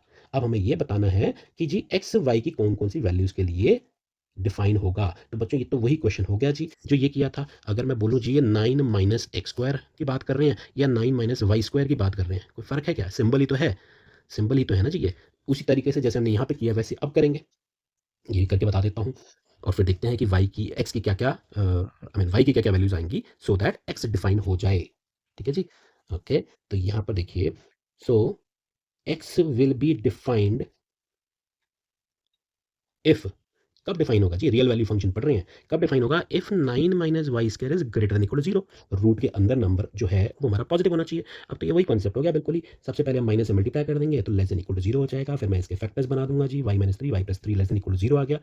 ठीक है जी। अब ये जो प्रोडक्ट की बात कर रहे हैं कि प्रोडक्ट नेगेटिव कब होता है, दो केसेस जैसे हमने यहाँ पर बनाया बिल्कुल वही दो केसेस बनेंगे, यानी कि यहाँ पर एक्स की जगह पर वाई को वाई से रिप्लेस कर दो। बिल्कुल यही स्टेप्स आपको दोबारा से करके दिखाने होंगे, सिर्फ ये देखना होगा कि एक्स की जगह पर वाई पुट कर दिया जाएगा, तो हमारे पास रिजल्ट क्या आएगा जी बच्चों इस केस में, that y will belong to -3 to 3। ये समझ में आया बस? ठीक है। अच्छा जी, क्या हमारा ये आंसर आ गया, रेंज निकल गया? नहीं जी, बिल्कुल नहीं। अभी देखिए, समझिए इस बात को, ध्यान से समझिए। तो जी ये अभी खत्म नहीं हुआ है, इसमें एक नंबर का मामला और है। अभी इसमें ये बताना होगा कि जी वाई का फाइनल आंसर यानी रेंज क्या आएगी। हमने तो ये निकाल दिया, इसी तरीके से मैंने बोला जी आपको करना है बच्चों, ये खुद से लिखिएगा कि यही वाले स्टेप्स इस केस में भी लिखोगे और एक्स की जगह पर वाई रिप्लेस करके बिल्कुल यही सब कुछ करना होगा रेंज निकालने में, और फिर हम यहाँ तक पहुँचेंगे y belongs to -3 to 3। But y तो जी हमारा पॉजिटिव होगा हमेशा। क्यों होगा जी? क्योंकि वाई जो है वो under root of 9 minus x square है। ये चीज़ नहीं भूलनी है। क्वेश्चन हमारा जो एक्चुअल में था वो y is equal to under root of 9 minus x square है, जो कि हमेशा पॉजिटिव रहने वाला है या इक्वल टू 0 होगा। तो भैया अब दो बातें हुई, एक तो ये बात और ये बात, तो इसका तो हमें कॉमन सोल्यूशन निकालना पड़ेगा। कॉमन सोल्यूशन कैसे निकालेंगे जी? नंबर लाइन पे प्लॉट करके कॉमन सोल्यूशन निकाला जा सकता है। 0 यहाँ है, -3 यहाँ है, 3 यहाँ है। तो एक बात तो वो बोल रहे हैं जी वाई जो है लाई करेगा -3 और 3 के बीच में, और दूसरी पॉइंट जो वो बोल रहे हैं जी कि वाई तो जी पॉजिटिव होना चाहिए, ग्रेटर देन 0 होना चाहिए। तो बच्चों ये तो दो बातें हुई ना, तो इन दो बातों में कॉमन सॉल्यूशन निकाल लेते हैं जी। कुछ ये कह रहा है जी कुछ मेरी सुन लो, वो कह रहा है जी कुछ मेरी भी सुन लो, तो ठीक है जी, एक आम राय बन जाएगी जी, दोनों की बातें सुन ली जाएंगी। तो जी दोनों की बातें सुनेंगे तो क्या बोलेंगे जी हम कि जी कॉमन सॉल्यूशन निकाल लेते हैं। ठीक है जी। बीच का रास्ता ये है कि जी वाई की वैल्यू को 0 और 3 के बीच में रख देते हैं। ठीक है जी, कि वाई की वैल्यू को 0 और 3 के बीच में रख देते हैं, तो इसका मतलब वाई जो बिलोंग कर जाएगा वो -3 से 3 के बीच में ना रह करके 0 to 3 आ जाएगा जी आंसर। ये बात बनती है जी, ये सॉल्यूशन निकल जाएगा। इसका मतलब जो रेंज होगा वो 9 minus x square under root की जो वैल्यू है वो हमेशा 0 और 3 के बीच में रहने वाली है जी। तो ये जो हमने निकाल दिया बच्चों, ये तो हमने निकाल दिया रेंज, और ये हमने निकाला था जी डोमेन। ये आ गया हमारा आंसर। अब यहाँ मिल गया जी 4 या 6 नंबर का जो भी क्वेश्चन आपका आता है ये वाला। ठीक है जी। तो प्रेजेंटेशन के साथ हमने इस क्वेश्चन को, बड़े ही मज़ेदार क्वेश्चन को सॉल्व कराया जी, कि एक्स जो आएगा वो -3 से 3 के बीच में होगा, including both the end points, close interval है, और वाई भी क्लोज इंटरवल में 0 से 3 के बीच में रहेगा। ठीक है जी। अब प्रेजेंटेशन के लिए बोले तो जी कभी-कभी वो बोल देते हैं जी इंटरवल फॉर्म में लिख के बताओ प्रॉपर, तो जी आप ऐसा कर दोगे कि एक्स की वैल्यू जो है जी -3 और 3 के बीच में है, और वाई की वैल्यू जो है वो 0 से 3 के बीच में है, ऐसे भी लिख सकते हैं। ठीक है जी, ये हो गया और ये हो गया। क्लियर है जी, ऐसा कर देंगे। डन है बच्चों? ठीक है जी। कुछ और देखते हैं, आगे बढ़ते हैं। आ जाओ जी, एक्सरसाइज 2.3 के एक क्वेश्चन और कर लेते हैं, आपका आइडिया और पक्का हो जाएगा जी, अंडरस्टैंडिंग और पक्की हो जाएगी जी, कि डोमेन रेंज कैसे निकाला जाता है। वेल इसमें आधा काम तो उन्होंने पहले ही कर दिया है जी, आपसे सिर्फ रेंज पूछ रहे हैं, आपको डोमेन निकालने की ज़रूरत नहीं है, डोमेन पहले से दे रखी है जी। पहला पार्ट क्या बोलता है वो, कि एफ एक्स जो दे रखा है वो हमारे पास 2 माइनस 3x है, जहाँ पर कि x रियल नंबर है और साथ ही वो पॉजिटिव है जी, इक्वल टू 0 की बात भी नहीं कर रहे। चलो जी, x पॉजिटिव है, सीधा सा लीनियर फंक्शन है, इसकी रेंज कैसे निकालनी है। अब मैंने बोला जी रेंज का मतलब हमें बताना होता है कि जो ये y है, ये y तो है ना, एफ एक्स जो होता है y होता है, कि y जो है क्या क्या वैल्यूज अटेन कर सकता है for the set of values of x। Range का मतलब यही होता है, x की वैल्यूज जो हमें पता हैं वो पॉजिटिव हैं, इस केस के अंदर गिवन है जी, तो अगर मैं ये वैल्यूज पुट कर रहा हूँ तो मेरा y क्या क्या आएगा। ठीक है जी। तो इसको करने का तरीका, जो हमें कंडीशन यहाँ दे रखी है वहीं से शुरू कर देते हैं जी। We have x greater than 0। अब बच्चों देखो, लीनियर इनइक्वेशन वाला कॉन्सेप्ट यूज हो रहा है यहाँ पर। ठीक है जी, लीनियर इनइक्वेशन पहले हो जाना चाहिए था इस चैप्टर से, कोई बात नहीं जी। अब यहाँ पर मोटा मोटा कॉन्सेप्ट हम लीनियर इनइक्वेशन का समझ ही चुके हैं। यहाँ पर बता देते हैं, रिवीजन कर रहे हैं हम, तो x ग्रेटर देन 0 है, मेरे को यहाँ लेफ्ट हैंड साइड पे या कुछ भी करके यहाँ तक पहुँचना है 2 माइनस 3x तक। तो सबसे पहला काम तो मैं ये करता हूँ जी, मल्टीप्लाई कर देता हूँ दोनों साइड को, मल्टीप्लाइंग बोथ साइड्स किसकी जी, x ग्रेटर देन 0 की, बाय -3। अब ये हमने पढ़ा जी, पीछे मैंने आपको बताया, नेगेटिव नंबर से जब इनइक्वालिटी को मल्टीप्लाई करते हैं तो उसका साइन उल्टा हो जाता है। तो ये क्या बन जाएगा जी, -3x लेस देन 0। 0 तो -3 से मल्टीप्लाई करूंगा 0 ही रहने वाला है, -3x जो हो गया वो लेस देन 0 हो जाएगा। अच्छा जी, हमने ऐसा क्यों करा? मेरे को ना यहाँ तक पहुँचना है 2 - 3x तक, मेरी मंज़िल ये है, ठीक है? तो मैं x ग्रेटर देन 0 से शुरू हुआ, -3 से मल्टीप्लाई करा, -3x लेस देन 0 बना, अब मेरा 2 की कमी और रह गई है। तो मैं ऐसा कर देता हूँ जी, एडिंग 2 ऑन बोथ साइड्स। अगर बच्चों मैं इसको कर दूँ 2 ऐड दोनों साइड पे, तो 2 - 3x लेस देन 0 + 2 यानी 2, ठीक है ना? 2 इधर भी ऐड कर दिया, 2 इधर भी ऐड कर दिया। दोनों साइड पे जब हमने 2 ऐड करा तो बन गया जी 2 - 3x लेस देन 2। 2 क्यों ऐड करा? क्योंकि मुझे दिख रहा है जी साफ-साफ 2 - 3x तक पहुँचना है मेरे को, तो मैं तो y तक पहुँच गया जी। तो मेरा आ गया y लेस देन 2। अरे वाह! y की तो वैल्यूज़ तो निकालनी थी हमें। ये तो हमने रेंज निकाल दी जी। y की वैल्यू निकालना ही तो हमारा ऑब्जेक्टिव था कि y की वैल्यू क्या-क्या होंगी। तो जी रेंज हमने निकाल दी है इस फ़ंक्शन की। रेंज आ गई है लेस देन 2। लेस देन 2 का मतलब होता है -इन्फिनिटी से 2 तक। इंक्लूड यहाँ पर किसी को भी नहीं करना है, ओपन इंटरवल है, क्योंकि जी हमें स्टार्टिंग में इक्वल टू नहीं दे रखा था, तो यहाँ पर भी नहीं आया। अगर यहाँ इक्वल टू होता तो यहाँ पर भी इक्वल टू होता, फिर यहाँ पर स्क्वायर ब्रैकेट हो जाती, तब भी चल जाता जी। जैसा क्वेश्चन वैसा आंसर। तो -इन्फिनिटी से 2 जी नंबर लाइन पे रिप्रेजेंट करने के लिए बोलते हो तो वो भी कर देंगे जी। हमारा ये पूरा जो पोर्शन है ये हमारा आएगा, और 2 को मैं इंक्लूड नहीं करूँगा जी, इसको मैं ओपन अनफिल्ड रखूँगा जी। ये हमारा जो है नंबर लाइन पे रिप्रेजेंटेशन हो गया जी, अगर पूछा जाएगा तो। ये हमारा रेंज आ गया। ठीक है बच्चों, बड़ा ही आसान से क्वेश्चन है। सेकंड पार्ट भी देख लेते हैं जी इसका, बिल्कुल इन्हीं स्टेप्स पे चल लेंगे। क्या बोल रहे हैं जी, एक्स जो है वो रियल नंबर है जी यहाँ पर, ठीक है जी। एक्स इज रियल नंबर, तो एक्स अगर रियल नंबर है तो पॉजिटिव नेगेटिव कुछ भी हो सकता है।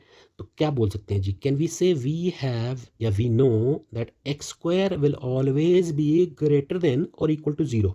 ये बात समझ में आती है बच्चों कि एक्स स्क्वायर जो है, ठीक है जी, x square greater than equal to 0 क्यों है?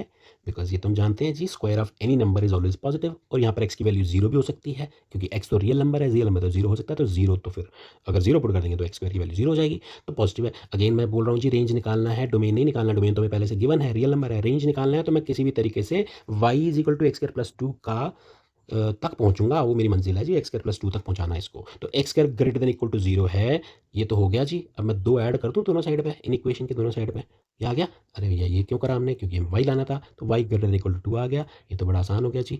2 से इन्फिनिटी हमारा आंसर आ गया, इंक्लूडिंग 2 एक्सक्लूडिंग इन्फिनिटी। बात समझ में आ रही है बच्चों? नंबर लाइन पर रिप्रेजेंट करने के लिए बोला जाएगा तो 2 से लेकर के और इन्फिनिटी, 2 इंक्लूडिंग है, तो 2 से लेकर के इन्फिनिटी, ये वाले नंबर जो हमारा सोल्यूशन हो जाएंगे। ठीक है जी, रेंज निकाल दी। अगला क्वेश्चन तो मैं क्या ही बताऊँ आपको बच्चों जी, y is equal to x पूछ रहे हैं, ये तो हम पहले कर चुके हैं जी। ये आइडेंटिटी फंक्शन होता है, इसका तो डोमेन भी आर होता है, गिवन ही है, और रेंज भी आ रही है जी, दोनों बराबर हैं ये तो, इसमें तो क्या ही बताएंगे, एमसीक्यू क्वेश्चन हो गया ये। ठीक है बच्चों, बड़ा ही आसान सा कॉन्सेप्ट था, लेकिन हाँ आसान, मैं तो बोल रहा हूँ जी, आपको लगेगा सर आप तो आसान बोल रहे हो, हमें तो समझ भी नहीं आया। तो बच्चों ऐसा है, इस वीडियो को बहुत बारी देखना और प्रैक्टिस करना जी, प्रैक्टिस करोगे तो ही होगा। ओके जी, तो ये कर लिए हैं बच्चों हमने सारे टाइप्स ऑफ क्वेश्चंस आपके chapter number 2 relations and functions के, ठीक है। और मैं आपको कहना चाहूँगा ऑल द वेरी बेस्ट बच्चों, तैयारी करिए अच्छे से, 11th क्लास में बढ़िया सा परफॉर्म करिए, और फिर मिलते हैं जल्द ही क्लास 12th में एक नई उमंग और तरंग के साथ। तो बच्चों तब तक लाइक शेयर सब्सक्राइब करना ना भूलें। कमेंट करना चाहते हैं, कुछ ऐसे क्वेश्चंस हैं, कॉन्सेप्ट्स हैं जिनको आप डिटेल में समझना चाहते हैं, मुझे कमेंट करके ज़रूर बताइए, मैं हाजिर हो जाऊंगा बच्चों आप लोगों के लिए। And thank you very much for watching maths better. Practice से होगा बच्चों, प्रैक्टिस करते रहो। Take care, bye bye.